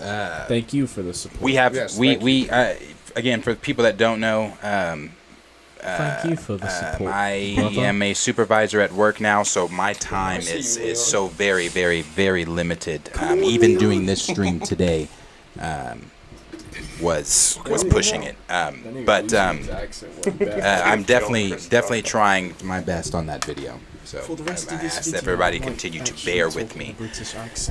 But to take it back here to the Oscar. The Oscars, like I said what I said about Chris Rock, blah blah blah. That happened a year ago, so we've talked quite a bit about the Oscars. Fuck all that. This? We've bullshit. We've talked quite a bit about the Oscars. Jamie Lee, this is some bullshit right here. We've talked quite a bit about the Oscars since Chris Rock's whole slap. So the Oscars has been a topic of conversation for a year now. I said it many times when Angela Bassett was nominated. I said, if she does not win this award, then there's clearly some biases. There's something wrong. There's somebody's not making the right decisions over at the Academy. Mm-hmm. And as much as I hate, and I do mean hate, Wakanda Forever, she carried that film. That was prevalent even during the trailer. Yes. The trailer that we watched and reacted to. The tears that I gathered from the trailer weren't because you were putting my favorite character in the ground. They weren't because you decided to be morbid and selfish with your decisions. They were simply because of this powerful actress. She was such a powerhouse in a trailer. A trailer I'm talking about. When she comes out and says the line that we all know, the line that they showed at the Oscars, that was such a powerful moment, but not just that moment. She had so many other moments. The moment with the UN that she had, the moment with Namor that she had, the moment with Shuri that she had. Multiple ones. Multiple moments. She carried a dying film. Yep. Or dead film. Sorry, not dying. You can't kill something that's dead. Firing Okoye. Yeah. Like she carried a dead film, and by carrying that dead film, you then award this black actress. Yes. Who has been in Hollywood Let me make sure I'm saying this correctly, because I actually had somebody on Facebook tell me, because I posted a rant on Facebook about it, and I had somebody on Facebook tell me, go ahead. I want to make if anybody has something, because I want to read this. See, like from when? Raymond said, I stopped liking Jamie Lee Curtis after the BS she said about Michael Jackson. I hate Wakanda Forever, but Angela Bassett. Why am I stuttering right now? I hate Wakanda Forever, but Angela Bassett did it. Damn, bro, I cannot read. She did the thing in the movie. I'm saying this nigga done switched to all caps and it's fucking me up. Yeah, I'm not moving on until I read that shit. I hate Wakanda Forever, but Angela Bassett did the thing in that movie. Yeah, she did. D. Steele said even whack films have great performances. Can have. Okay, hold on that. This is what was told to me. I'm not going to read what I posted, but I will read the reply here. This is what was told to me. Said with love. Before I post, I want to say I respect your opinion and I love seeing people get passionate about art and filmmaking again. I am in no way trying to sway your thoughts, which could never be done, sway your thoughts and opinions, because they are yours and valid. And I'm going to say this. All I'm going to say is that Curtis has been working since she was 17 in the 70s. Now, we're going to come back to all this. This was the first time nominated. This was her first time nominated, and she won. This is a 40-plus years of hard work and rejection, not an overnight success. I stand with you with Bassett being an amazing actor/artist, and it's okay to be upset with rejection. That's human nature, and I often feel as though a lot of people forget they are humans, too. But if Bassett would have won the Oscar, I'm sure that Curtis would have been over the moon for her and given her the much needed flowers. That's all I have to say. I appreciate your opinion. Hopefully Bassett's time will come. This is what I said. I said, I hear you, and in no way am I stating that Curtis hasn't been putting in her own work in this industry. However, Angela started acting in 1985. We must remember, for those out there watching that might even be thinking to yourself, that Angela Bassett did not deserve the award. Angela Bassett hasn't been in acting as long as Jamie Lee Curtis. No. You say that because you have to remember, in 1985, when Angela Bassett first started acting, even today in 2023, sisters ain't getting roles like that. Yeah. Especially back then, the climate. Angela Bassett wasn't getting roles like that. Viola Davis said it the best. The only time we get recognized is when it's a biopic or it's a period piece. Right. When we're playing someone's slave or when we're the motherfucking help. Then we get the Oscars. Then we get the awards. But when we step outside of our lane and we start getting into realms that are stepping into Jamie's lane, or stepping into Tom Cruise's lane, or stepping into Meryl Streep's lane. Right.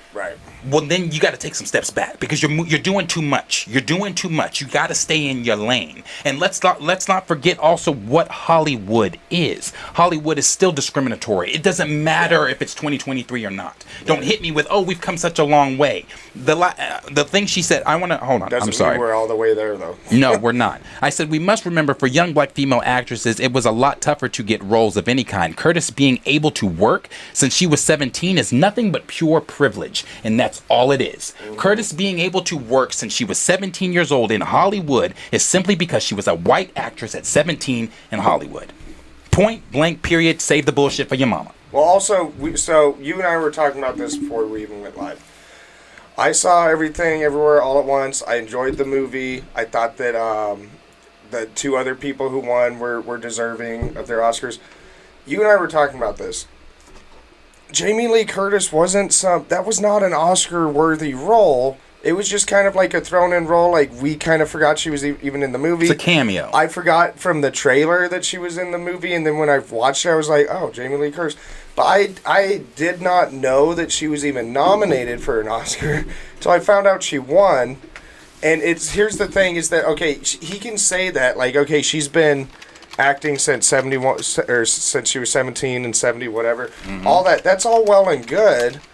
But what kind of movies, what kind of roles has she been playing? Like, if you pull up all of her roles, name one that's Oscar-worthy.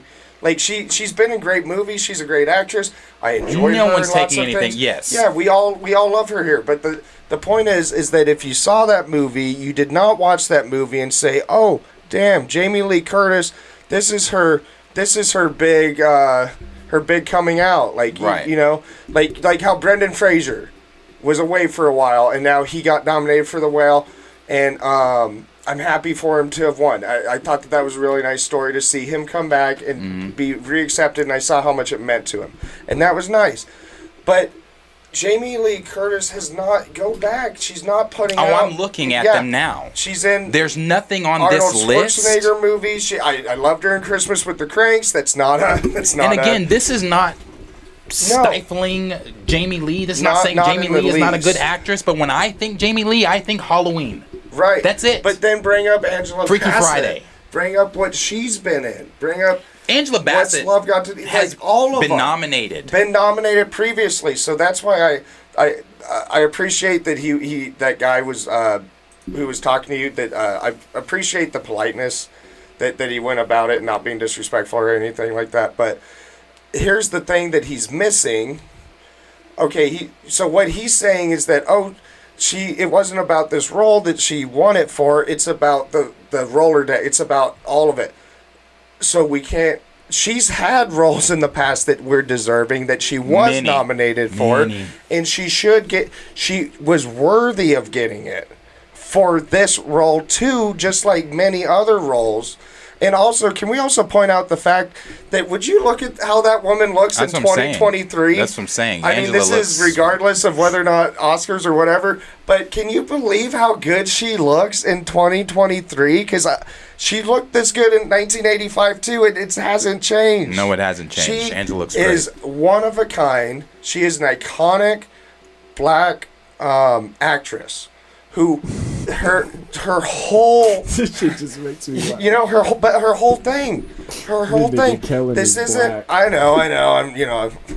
I like you guys, but anyway, I'm an ally. I'm here to fight with you guys. But no, it's look at Jamie Lee Curtis, the work that she's put in, taking nothing away.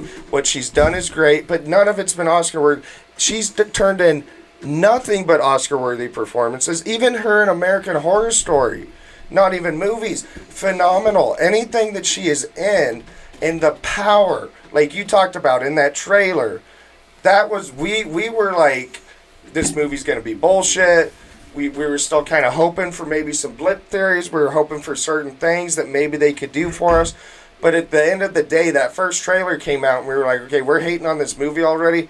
That was a phenomenal trailer. And that was a phenomenal trailer because of the rendition of No Woman, No Cry, making it powerful, and her talking about have I not given enough. Yeah. Like, she was so powerful in that role. And again, I saw, let's see. Like Dougie Fresh said, it's got to be political or something because I enjoyed Everything Everywhere, but Jamie Lee was not a highlight in that movie. And that's what we were talking about. Again, it's going back to keeping it a spade a spade. I don't know when we stopped as a society calling a spade a spade. Yeah. No one's saying Jamie Lee Curtis is not a good actress. No, she's a great actress, but she is not a better actress than Angela Bassett. I don't give a fuck in any universe, in everywhere, everything, everywhere, all at once. Is she a better actress than Angela Bassett? Yeah, not only not is it one. okay, that's a true statement. Angela Bassett's a better actress overall. But even let's say there could be times where you could be a better actress overall, but someone else has that special role that year that it's just like undeniable for them. And it's like, oh, that's not what happened here. She had an undeniable performance, and Jamie Lee Curtis was the lady who worked in the cubicle in that movie and who got taken over and did some kung fu. Why is that worthy of a fucking Oscar? Because the Academy, this is what I said here. This is the last, I'll read the rest of this because I said it in this. Sorry. Again, taking nothing from her. Bassett has now been nominated twice and snubbed twice, once in 1994 and of course in 2023. When it comes to the relationship between black folks in the Academy or Hollywood in general, it's no secret for our accomplishments to get overlooked or simply not acknowledged at all. More often than not, our people are nominated for period pieces or biopics depicting us as slaves or playing an iconic civil rights leader. It's very rare that we get seen for our roles outside of those stereotypical roles. Angela Bassett has also not had overnight success. She faced the same rejections, but as a black woman in America in this industry. To be honest, it's really not about Curtis giving Bassett her flowers or being over the moon for her. It simply comes down to Angela giving 1,000% more of a performance than that of Curtis in Everything Everywhere. Yes. I appreciate your comment as well, but I also believe that most times, this is for y'all out there, for those of y'all that might be watching, that may comment, and here we go. But I also believe that most times when we have these types of conversations, white folks often only look at it from a privileged point of view. A privileged point of view. I'm so sick of the word fucking privilege. A privileged point of view. As black folks, we always hear, your time will come. Bassett has been waiting since 1994 for her time to come, after giving numerous iconic performances throughout her career. That's all I have to say. So, The Academy's, the Hollywood's relationship with black folks in general, with their black talent in general, is it's snubbed. It's snubbed. She has been snubbed twice. I saw John Campea say no, she was not snubbed. Well, I would expect someone from John's privileged point of view to say she wasn't snubbed. But again, if you can look me in the eye and tell me in any part, and I love Everything Everywhere All at Once. I have said I think it's the best multiversal film of 2022.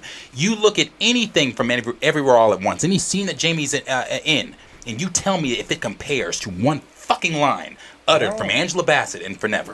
Right. It doesn't. She was snubbed, and the look on her face was heartbreaking, because I feel that if she knew, but maybe in the back of her head, she might have been thinking, because she's been in this business. I'm not in this business. She's in this business. She's been told no, I'm sure, numerous times. Yeah. She's been told no, I'm sure, numerous times based off the color of her skin. And I'm sure in 1994, she didn't win for What's Love Got to Do with It because, why? The color of her skin. You might be thinking differently. I don't try to make everything about skin color, but hell, I'm going to call a spade a motherfucking spade. Mm-hmm. I'm sure in 1994 it was the same reason, because of her skin color. So I'm sure so in the back of her mind, she might have even had that little sliver of doubt that I might not win this, because I've been in this business so long, I know how it operates. She looked crushed when they called Curtis's name. She looked as if she thought, this is mine. This is the one. Yeah. Just to be deflated. Right. As an actress, I'm sure, and I know, not just I'm sure. I know, because she has a strong black husband as well. So who's also in the business. So I know she's not like, defeated and I don't want to do this anymore, right. Especially with the point in her career. Why would she be? But it's just like, I'm sure she's not defeated or anything like that, but I'm sure she is still feeling like, damn, when is it our turn? When do we get to step forward? What the fuck do I have to do? That's it. When do we get to step forward? Jamie Lee Curtis in a yellow sweater doing spinning kicks in CGI, and that's Oscar worthy. Like I said, in no universe is she better. Kung Fu. In no universe. Yeah. Just role versus role. We don't even have to go career versus career. She still wins that one. But as far as just simply her role as queen, and then her role as the tax lady, and not you brought comparable. You brought up American Horror Story. American Horror Story for me is one of Angela.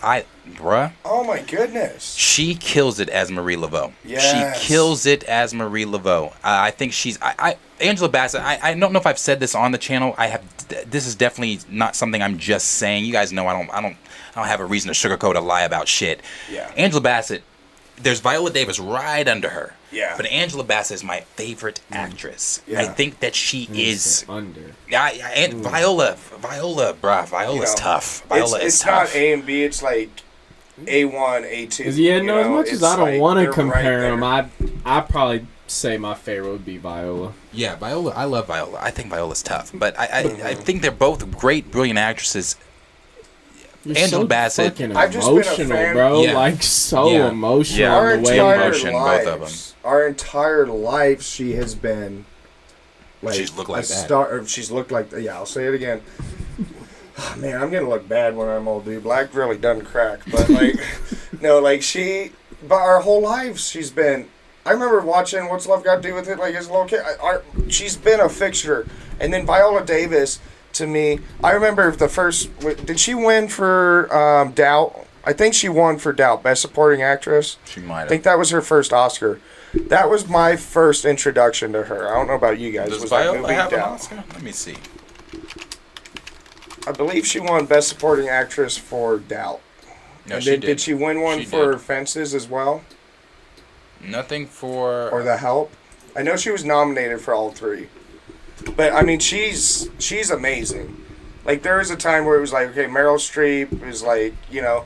But, honestly, Meryl Streep pissed me off a few years ago when she said that if we didn't have the arts, all we would have left is NFL and UFC, and those are not the arts. And I'm like, why are you bringing this into it? And also... You go train MMA. That's a little bit harder than reading lines someone else wrote for you. Okay, Meryl. So I've been like acting UFC. Yeah. Ask Jake Gyllenhaal. No. Oh, she was a She didn't win. She didn't She win? was a nominee in 2021 for Ma Rainey. Let me see. She was in 2012. I think that one was Doubt. Well, it won't. Has she not won any of them? It won't. I don't know because it won't let me go to 2012. I want to say she won that year, but I might be wrong. I know she was at least nominated. Yeah, well, you know, like I said, it's just one of those things for me looking at Angela Bassett, looking at this whole thing. You know, I know folks don't like to make everything about race, but I'm gonna call a spade a spade. It is. It's a race issue. It's no secret that the Academy has their issues when it comes to black talent, when it comes to recognizing people of color. Again, as I've mentioned, if this were The Help, if this were Hidden Figures, if this were Emancipation, 12 Years a Slave, or one of those, she'd have been called to the stage. She'd have been called to the stage because you played your role to the T. Yeah. So. That's my thoughts on Angela Bassett being snubbed, and that's the word I'm using. And John Campia snubbed. was referring to this one as John not being snubbed. Well, you know, John has his outlook on things. John, being the privileged Canadian that he is, he looks at things not from the lens that we look at things from, because his lens has always been privileged. It's always been clear. I always tell people, take the plank out of your fucking eye and be able to look at someone else's plight. John has that shit bad, where he cannot look at the plight of someone else because it's something he's never experienced, and simply because it's something. And you have a minority wife. His wife is Asian, I believe. Yeah, she's Asian. Yeah. So with you having a minority wife, with the things that the Asian community went through in 2020, with the things that the Asian community are still going through, you have with you having that wife as a minority, you sure do have a small lens to look at the plight of minorities. See, I don't get that. And see, again, this is where I go hard on John. I like John, but I will never excuse ignorance. I don't give a fuck who you are. I'm not going to excuse your ignorance. I will call you out when you say some ignorant fucking shit. Well, you know what it comes across as to me as a white guy? It's lazy. It's lazy because it's perfectly easy to just be like, oh, I see things how I see. Like, what do you mean? Like, oh, if the cop pulls you over, just be polite. Like, you know, you hear shit like that. Like, well, maybe if they hadn't argued, like, maybe if, like, you hear dumb shit like that, like, you're not a citizen, you don't have a right, and, like, that badge really fucking means something. But to me, it's laziness as a person to not remove yourself from yourself and see things for what they were. And I feel like I was someone who I always tried to do that, just as somebody who just cares about human beings as human beings for what they are, which is fucking human beings. But I will say that's where I didn't know John Campia's wife was a minority, but I will say in the last 5 years I have been with Tatiana, the things my eyes have been open to, or the things that she picks up on that I don't, and when we leave the grocery store, she has to tell us. Like, we were driving through Kansas, apparently we got some dirty looks, and I didn't know till we got to my Jeep, and she doesn't tell me shit like that until we get to the Jeep, because she's like, we just need to get to the Jeep, and Kellen's about to pop off on some old man, you know, talk to him about his ignorance, but to me, it's laziness. It's laziness. It's not that hard to look into the plight of other people. It's not that hard and I'm also a history guy, so like it's always been very obvious for me, and I see things for what they are. But there's also things I miss. There's things that I'm sure I would miss 100%. But if you guys tell me that I missed it and that this is what it is, I'm not so arrogant that I'm going to argue with you and be like, oh no, that's not how it was.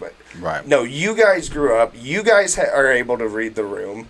You guys are able to see these things. I'm gonna lean towards y'all's expertise, towards your guys' experience, and listen to that. Mm-hmm. You know, and that's all that it takes. That's all that it takes, and that's all it's gonna take for us to really actually get past this and stop saying, like, do you know how patronizing it is to be like, your guys' time's gonna come? But when? But when, and people hated on Dave Chappelle about his trans jokes because they didn't really listen to what it was. His jokes were about the fact that, okay, you're telling me that privileged white men who are privileged for being male over female, who are privileged for being white over black or other minorities, all of a sudden are usurping black people in the politeness because they identify as a woman or whatever. Right. That was what the point of what Dave Chappelle was saying that was lost by people who didn't actually listen to what he was saying. You know, and that's what it really comes down to, is it's being able to put yourself in somebody else's fucking shoes. Right. You know? Right. That's true. I do want to address something from Black Cinema Critic where he said she was not snubbed, and that's a matter of opinion. That's why I made sure I said that before I even went on my rant. This is a matter of opinion. You see no snub, I see snub. To where he went on to say, Wakanda, I'm assuming Wakanda Forever, it wasn't the one I wanted people to remember her for, but I agreed to disagree. But see, that's just it. It doesn't matter if it's what you wanted her to be remembered for or if it's what I wanted her to be remembered for. It's what she fucking wanted. Yes. She wanted the Oscar. Yes. She deserved the Oscar. You saw how much it meant. She's in the business. Yep. We're not in the business. It doesn't matter if you saw it as a snub. It doesn't matter if I saw it as a snub. What matters is how Angela saw it. And how Angela saw it was defeat. You can't look at that video and tell me you don't see defeat. Right. You don't see her being deflated. You don't see the air being literally sucked out of the fucking room for her. Right. So you might not see it as a snub. That's fine. Right. It's a snub. Yeah. It's simply a snub. I will always call a spade a motherfucking spade. Yeah. I'm not Willy Wonka. I'm not here to sugarcoat shit for y'all. I'm not gonna do that. Like I'm looking at it. I'm watching her. I'm watching Jamie. I'm watching her. That's not a snub. Yeah. Well, even, okay, to me, you know, there's time after time it's going to be racial, and we'll see it, and it's racial. Even Adam Sandler, it was just that Uncut Gems, he was incredible. He was not even nominated for that. And I know he felt snubbed. I felt he was snubbed for not even being nominated. And you know why he wasn't nominated? Because he's the Happy Madison guy. He's the water boy. He's the guy who did the funny little voices. Mm-hmm. And so because of that, they don't want to let him in to their little fraternity of serious acting, even though he did an amazing job in that role. Most people agreed that he needed to. No, he did. It's this problem of these old ancient dinosaurs who they want to nominate what they want to nominate, and if they're going to nominate somebody for doing a minority role, they'll nominate them for playing a gay person, or like you said, a black person, and 12 Years a Slave cleaned up. Yeah. You know, Selma cleaned up. Of course movies like that, those will clean up because that's good press for them, right? That's them posting the black square on Instagram. That's the pat on the back. That's it. We're not racist. The Oscar, they had a backlash. Little film. Next year, we all these black people won, and then they even like set it up to where they had La La Land think they won, and then they were like, you know what's funny? We're so happy to actually know it was Moonlight. Like that was orchestrated. To not even cut you off, but what's funny about what you're just saying, Chill and I have had this very same conversation. Yeah. The last time Chill and I got on a video call with one another, we were kind of I want to say this came up, Chill. I think you're still here. I want to say this came up, or it came up in one of our group messages, something like that, where we were talking about the same thing, where they'll give you. Chill has been talking about it the most on Twitter, so applaud to Chill. Yeah. Where they will give you, you'll get your with what's the black Disney princess movie? Princess and the Frog. Princess and the Frog. You got your black princess, but you got her for what? 5 minutes of her actual black princess. The entire movie, she's a motherfucking frog. Yes, Tati and I have talked about that. Like you get your black stuff, but it's temporary. Have you not been seeing the Little Mermaid shit? I mean, she's black, but that movie's underwater, and the whole fucking trailer was dark. What was the Pixar movie? You're not gonna be seeing this black Little Mermaid girl swimming in this blue water. You're not gonna be seeing a black Little Mermaid as much as we. Was it called Soul with Jamie Foxx? Yep. Soul. You got a black lead for 5 minutes, and the rest of the movie he's a little blue ghost. Mm-hmm. Yeah, that's another example. That's exactly how it happens. I mean, because really they give you that temporary representation. Not my words, Chills. Yeah. Temporary representation is what we get, and with that temporary representation comes that. Yeah, again, and it comes people she saying, stepped "Be outside happy, her lane." Sit down, shut up. It's the same as shut up and dribble. It's the just be happy we gave you a cookie. Yeah, and it's like white people wouldn't be happy with a cookie. And this is so funny because this conversation, there were other people I know disagree. I know there are people that disagree, and that's fine. You are free to do so. Yeah. But this is also my channel. I mean, the only thing I have to say about the situation is, I don't know, I kind of imagine, like, so to the people talking about her reaction, she should have been happy for Jamie Lee or applauded or gave her roses or whatever, I don't know. Imagine you go to work every day through COVID, through the passing of one of your best friends to get this movie made, and the whole emotional process that everyone in this whole somatic group went through surrounding one person to, whether we like it or not, they got this movie out for him, for Chadwick, whether it was the right way or the wrong way. And I think that was already... I think she truly wanted to win an Oscar for Chadwick. I truly think she did. And so I think when she didn't, I think all that emotion might have flown back into the moment. But at the same time, why wouldn't she be angry? I mean, if we look at everything, all the... I love Everywhere All at Once is cool and everything, but I mean...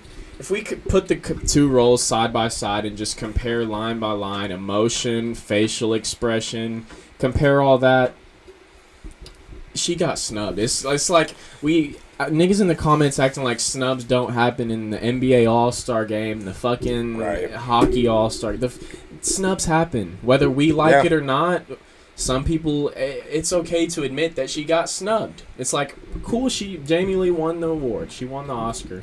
But it's like, truthfully, we all know who should have won this award just strictly based off to, like, what she went through to get this movie and get this role put out. Cast members quitting. Like, what's his name? Daniel whatever his name is, wasn't in the film anymore. Letitia Wright not showing up and everything sometimes. COVID hit and Chadwick's everything. At some point, everyone in this film knew that there was one star of the movie. We knew they were gonna make Shuri Black Panther. At the same time, we knew there was one fucking star of this movie. Yeah. And there was one star of this movie outside of Namor. There's 2 stars, Namor, but there was one star of this movie, and that was Angela Bassett on the emotional, on every level.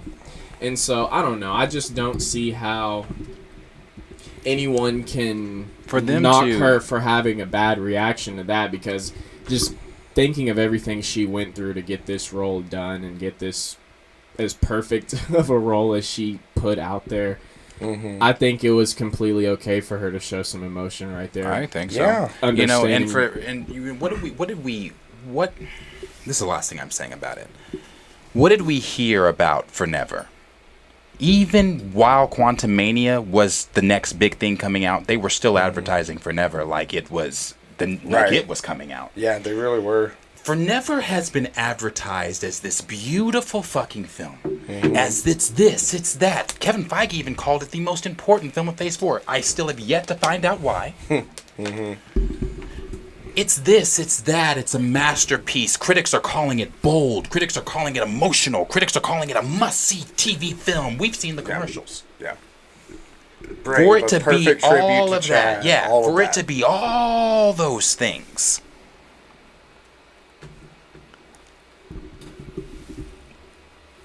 if it is all those things, because I don't think that, but if it is all those things, everything everywhere all at once shouldn't be able to hold a candle to it. And that even includes the acting involved in that film.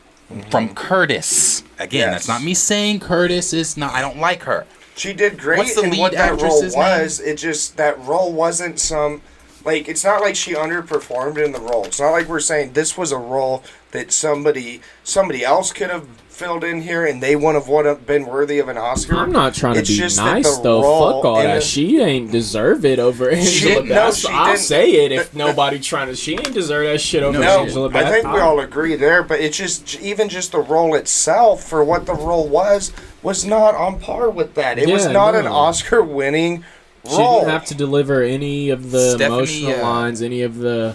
And it's not even just the emotion that went into it. It's the the body language of the whole situation you're actually acting out. Yeah. I'm sitting there really believing she done lost her son. She done lost her daughter. She killed that. Whenever she's sitting there talking in front of the UN leaders and everything, you're really sitting there believing this woman has lost everything, and she's letting niggas know she will go to war because she has nothing else to lose, essentially. Yes, which she's shown vulnerability, pain, mourning, and strength, all in the same lines that she's delivering. And looking fucking phenomenal while doing it. Dude, I'm 29. I'm way more shot out looking. Good lord. She looks great. Look at her there. Look at her. Great. Stephanie Husu, who played Joe Wang. She, if anybody was going to win anything from everywhere, her or Michelle Yeoh. Yeah. And she did, and so did he. And you know, I was happy to see him win. Let's talk about if we're talking about minorities. He hadn't acted since he was the little Asian kid in the Goonies. Oh, Goonies, really? Yeah, in the Goonies, and then he did behind the scenes type stuff because he said he just stopped auditioning because there was no roles for Asian people. And do you know the only reason he started auditioning again was because Crazy Rich Asians came out, and he thought, well, maybe there's something out there for me. And he started doing some auditions, and he got this role. He hadn't acted in 30 years, whatever. I was really happy to see. Plus, I thought that his performance in it, the sweetness of his character, I thought he did really well in that role. Yeah. But I'm sorry, Jamie Lee Curtis was in the movie for only however long. It's a cameo. It really was a cameo. It really was. Yeah. You know, so I feel like we could go on and on with that. I mean, it is what it is. I'm a hater. I could sit here and hate all day. Yeah. And I ain't even really hate yet. I just really gave the logistics of the situation on, the emotional trauma everyone in Wakanda, the movie, Black Panther, they literally lost. I don't know. That they were all rooting for her. Everyone in that movie had to perform. Not even just perform, they had to go to work after losing one of their best friends.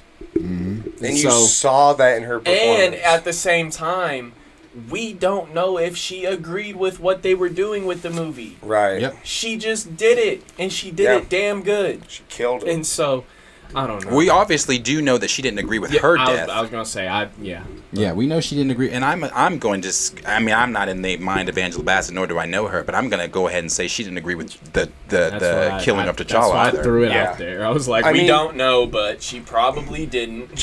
We've heard enough from her that we can read between the lines. Right. And pretty much arrive. Her going at Coogler for killing her character told me everything I needed to know about how she felt about T'Challa being removed from his own fucking film.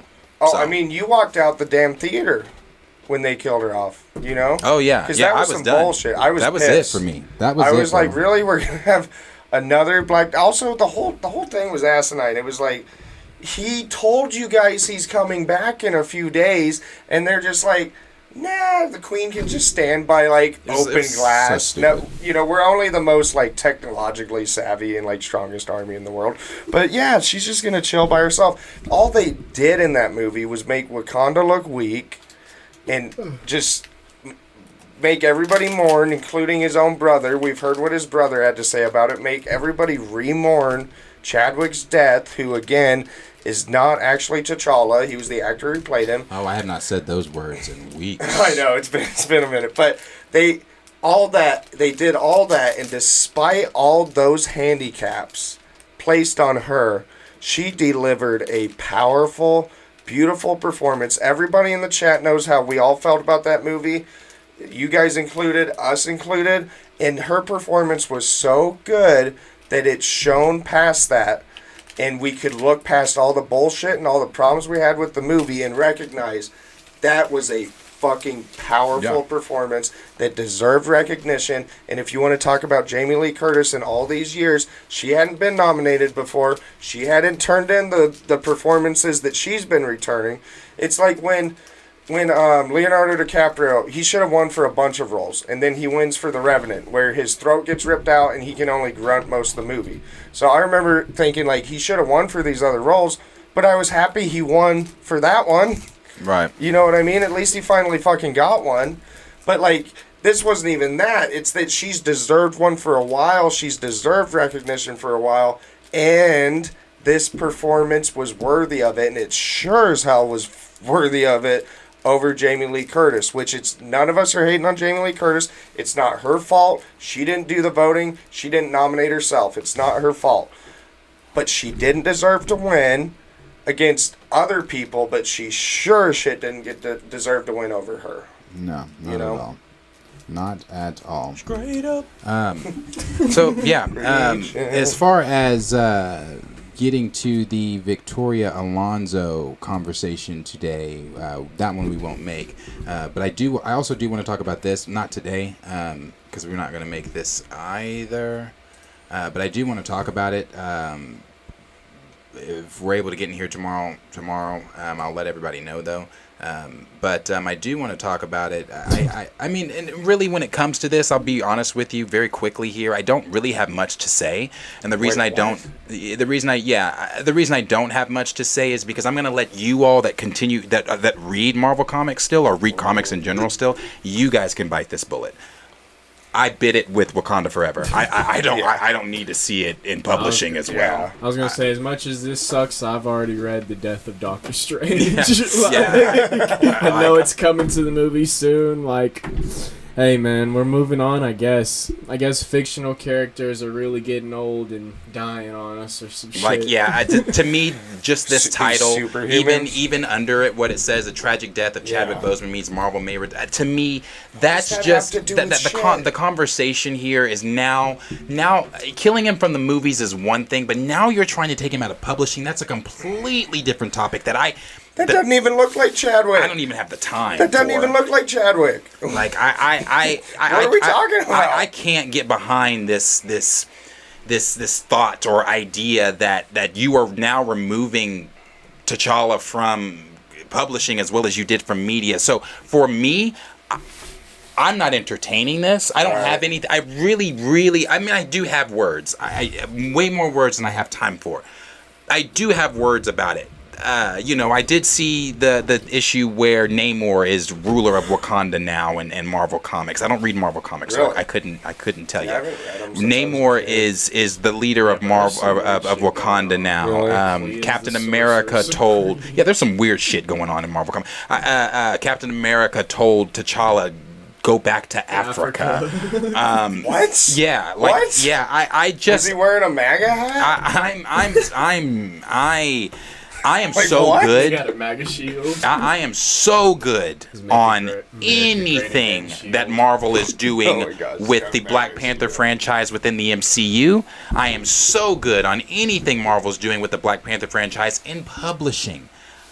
I simply don't give a fuck because they don't. So instead of me getting my feelings and get up here and scream and rant about what they're doing with their character in their book, I don't have to read them.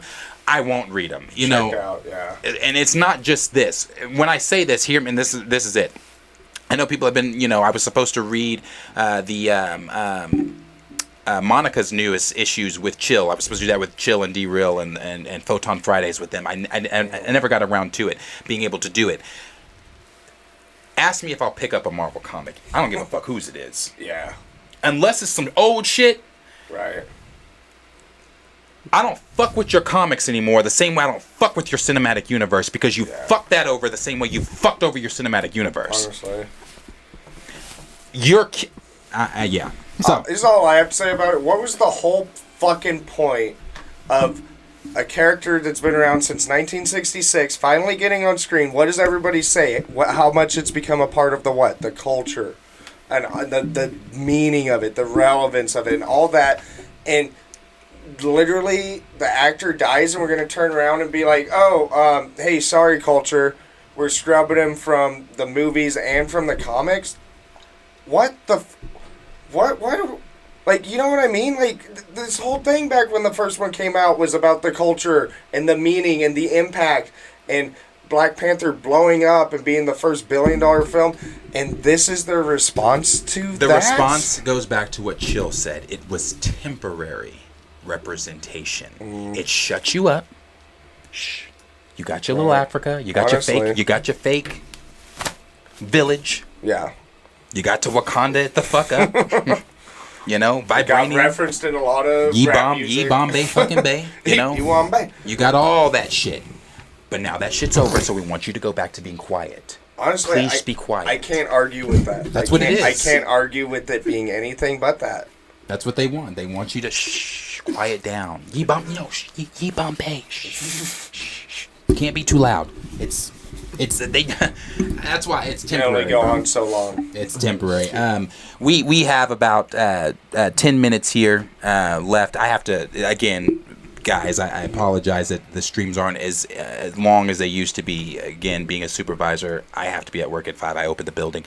Not only that, I have to go pick up a friend from the airport at midnight tonight. So. Oh shit. I know. I volunteered. You volunteered? Jesus. I was gonna say because friends don't ask you to do that. No, I really want to text her and be like, find someone, please. Just be like, there's this app called Uber. Oh shit! So yeah, we've got about 10 minutes here. You're a real friend, Let's touch on comments. If there's a comment that you put up top that you want seen down here, please go ahead and re-put that in here, as so Q can read some of these. Kellen's reading them. Oh, Kellen. So Kellen can read these. Let's go up a little way. Let's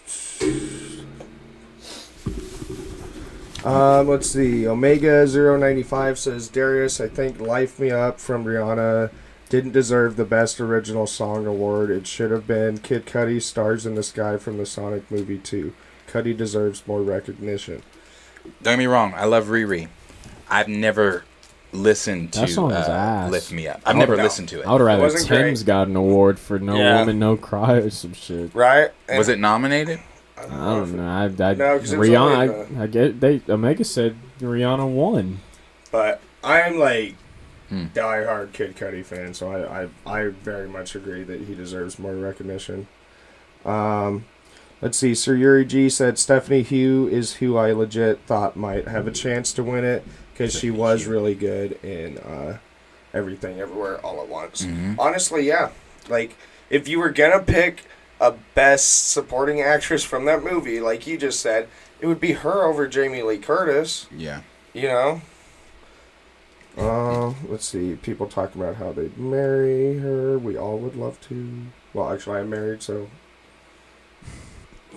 I've got my queen. It's fine. It's fine.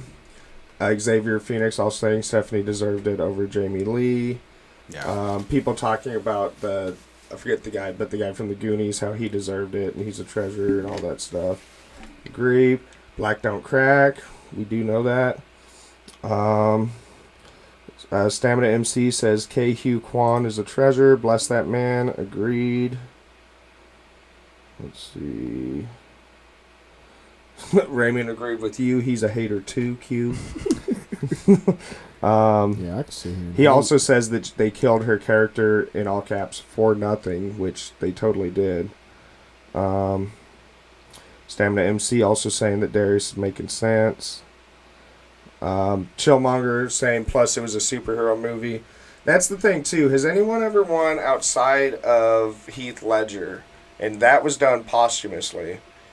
Is that the that only I'm time not sure. someone's won for a super? That's the only one I can think of. That's the only one that's coming to mind for me at the moment. I'm not sure. This is some bullshit. I'm reading this. Mm-hmm. This is some bullshit. Really? Yeah, you touched on the next one. Yeah, this is some bullshit. Johnny Stephan said Stephanie should have won if they had to give someone from Everything Everywhere All at Once a dub in that category, but she's too young. Oscars won't let someone that young win. They gave Jamie the dub because of her career. But her career is pipes going through people in Arnold Schwarzenegger movies and slasher films and Christmas with the Cranks, which I'm not hating on any of those. But it's like, it's not... Like, Tom Cruise is great in action movies, but he's not going to win an Oscar for hanging out the side of a helicopter, you know? Right. I'm sorry. This is why I don't do this shit anymore. Yeah. T'Challa has lost. For those that don't know, that don't read the Marvel Comics either, T'Challa has lost his place as king, his seat on the Avengers, and he has even been exiled from his home country. His allies have turned on him thanks to a Wakandan sleeper agent program that has inadvertently caused a Wakandan civil war and threatens to destroy communication worldwide. And even though T'Challa is only whatever at this fault at best, the Avengers treat him like a pariah. So T'Challa is a pariah in Marvel Comics right now. Marvel's a motherfucking pariah. I honestly, oh my gosh, I can't believe this. So you're telling me that in Wakanda, which is supposed to be, you know, unadulterated by fucking Europe and the West and all that, they're technologically advanced, they've got their shit together, that there's divisiveness in that community too, because we have to look out the window to foreign Marvel. I can't believe it's spilling into the comics. I honestly am beyond shocked. I didn't know this shit about Namor being in control. I didn't know he was fucking... What, he's Napoleon Bonaparte right now? Oh, That's God. what we've done with T'Challa? Namor rules Wakanda. Cap's racist. We all wondered. You know, let's be honest. We all wondered what he said, what he might say. Slave journey right now. Dear Lord. Okay, go to the comments at the bottom there. Okay, let's see. Pariah. Johnny Stevens said her career was also trading places. A fish called Wanda Knives out Freaky Friday. I can throw that back at my guy. Raymond said, this is the first year I've had zero excitement for any comic book film. Like I said before, I'm just waiting for Avatar: The Last Airbender and Stranger Things stuff. I'm excited for that stuff too. I'm excited for Transformers as well. Rise of the Beast. I want to see. Yeah, that too. Gray says T'Challa needs to pull a couple of Will Smiths. Yeah. Yeah. People saying they're confused by this. Ronald Ray said that. I'm telling you, it's perplexing. It really is. It's perplexing. Xavier Phoenix saying, wow, they have some nerve, brah. William Mollick saying, Ewing will do justice to T'Challa. You know, William, again, I'm going to let y'all read that. You let me know what Eve does. You let me know what Eve is doing. I'm going to let y'all read that because I watched Eve's interview that she did with Black Comic Lords, I believe, if I'm saying the YouTube channel correctly. I know the interview she did. I watched it. She said some things that I could cling to, but she said some things where I was like, sister, I'm gonna have to wait to see this because where she's picking up with T'Challa, she's picking up where again he's not the ruler of Wakanda. He's a pariah. He's not an Avenger. He's not anything. He's gotta go back to Africa. Oh, shit, he can only hang out in Africa. He can't hang out in Wakanda, from what it sounds like. Diesel, I agree with you, but these guys haven't seen Creed yet, so I don't want to spoil it. But I agree that I think Coogler had a hand in that as well in the film. But you guys just need to watch that. Oh God. Somebody died. That can't be good. I'm not saying. Somebody black must have died. Somebody besides Rocky. There's a nigga death in the movie. I repeat, a nigga dies. Let's see. Risk Bubrick said, Kevin and Nate suck, and Ryan. Chad did everything for the franchise. Glad Alonso is out finally. Yeah, And we then still gotta Raymond talk said about that he's seeing Creed tomorrow, so that's why I didn't spoil it. I'm finna fuck around and go see it tonight. It's good, dude. It's good. My fault, Darius. I might just have to, though. Kimberly fine. Foster said, the first time the Oscars let me down, I was 12. I wanted Star Wars to win. Almost 50 years later, nothing has changed. Yeah, the Oscars, it's a glorified night. That's all it is. And then Stamina MC said, Black Death, The Constant. The Constant. William Mollick said, could you imagine if they didn't call Will Smith's name after the slap? It was already in the envelope. Ronald Ray saying Moon Knight. I'm not sure what about. He also said Galactus. That might be something they're talking about in the chat or something. But that's the bottom. Yeah. Yeah, That's really what we. Again, I'm going to talk about this tomorrow. if we're able to get in here tomorrow, then we're going to we'll touch on this, and I'll send this link to you guys. You can read it for yourselves. But we'll touch on this. We'll touch on Alonso and some of the other news that might be out for that day. So yeah, but Shirley Miles, you probably hate me. I'm so sorry. We haven't gotten you your Funko gift yet. Corey has been with her dad. Corey's dad fell and hurt his back a couple weeks ago, and it's a little bit more extensive than what she originally thought it was. So Corey normally does all the shipping. So she has been pretty busy with that and taking care of her father. So much needed prayers toward Corey and her father, if we can get those, please. But I'm going to get that out to you, Shirley, if you watch this in a replay or you're here. But I'm going to get that out to you for sure. So yeah, like I said, we appreciate everybody being here tonight. Thank you. We do so appreciate it. Like I said, if we can be here tomorrow, we will definitely be here tomorrow to stream. As I'm saying it now, go ahead and look forward to it. But if not, I will be in the Discord to let you guys know. I didn't even do the whole Discord spill, but if you want to join the Discord, the link is down below in the bio. You can do so. You can join the link or join the Discord there with that link. It'll allow you to be immersed in several different conversations from Star Wars, Marvel, DC, anime, etc. You name it, they're talking about it. So if you would like to join, you can do so. And it's also the easiest way for me to get in contact with you when we do giveaways. So yeah, no, like I said, we appreciate all of you guys being here. Thank you guys so much, and thank you guys so much for continuing to be the vastly growing community that you guys are. I appreciate you guys in the absence that we've had. So consistent. Yes, coming back, being consistent, fucking with us on the level that you do. It means the most to us. It really, really does. So catch y'all next month. We appreciate you guys. What did Raymond say? Raymond said, "Great stream. See y'all guys next month." Raymond's full of shit. No, we see y'all in June. No, nigga, tomorrow. God damn. Just said tomorrow. We're busy. People are getting married. People are getting promoted. Q's out his grind. Blame it all on Kellen. It's my fault. I was in Denver. We were trying to be here. Kellen couldn't make it, so we're like, fuck it. Kellen getting married. Blame it on Kellen getting married, man. Yeah. So yeah, guys, we appreciate you guys. It's definitely Morbin time. Johnny says so. August. We will see you guys tomorrow. Damn it, tomorrow. I don't want the keys. This nigga dogs kill me, and they know me. So yeah, guys, thank you all. Thank you guys all for being here.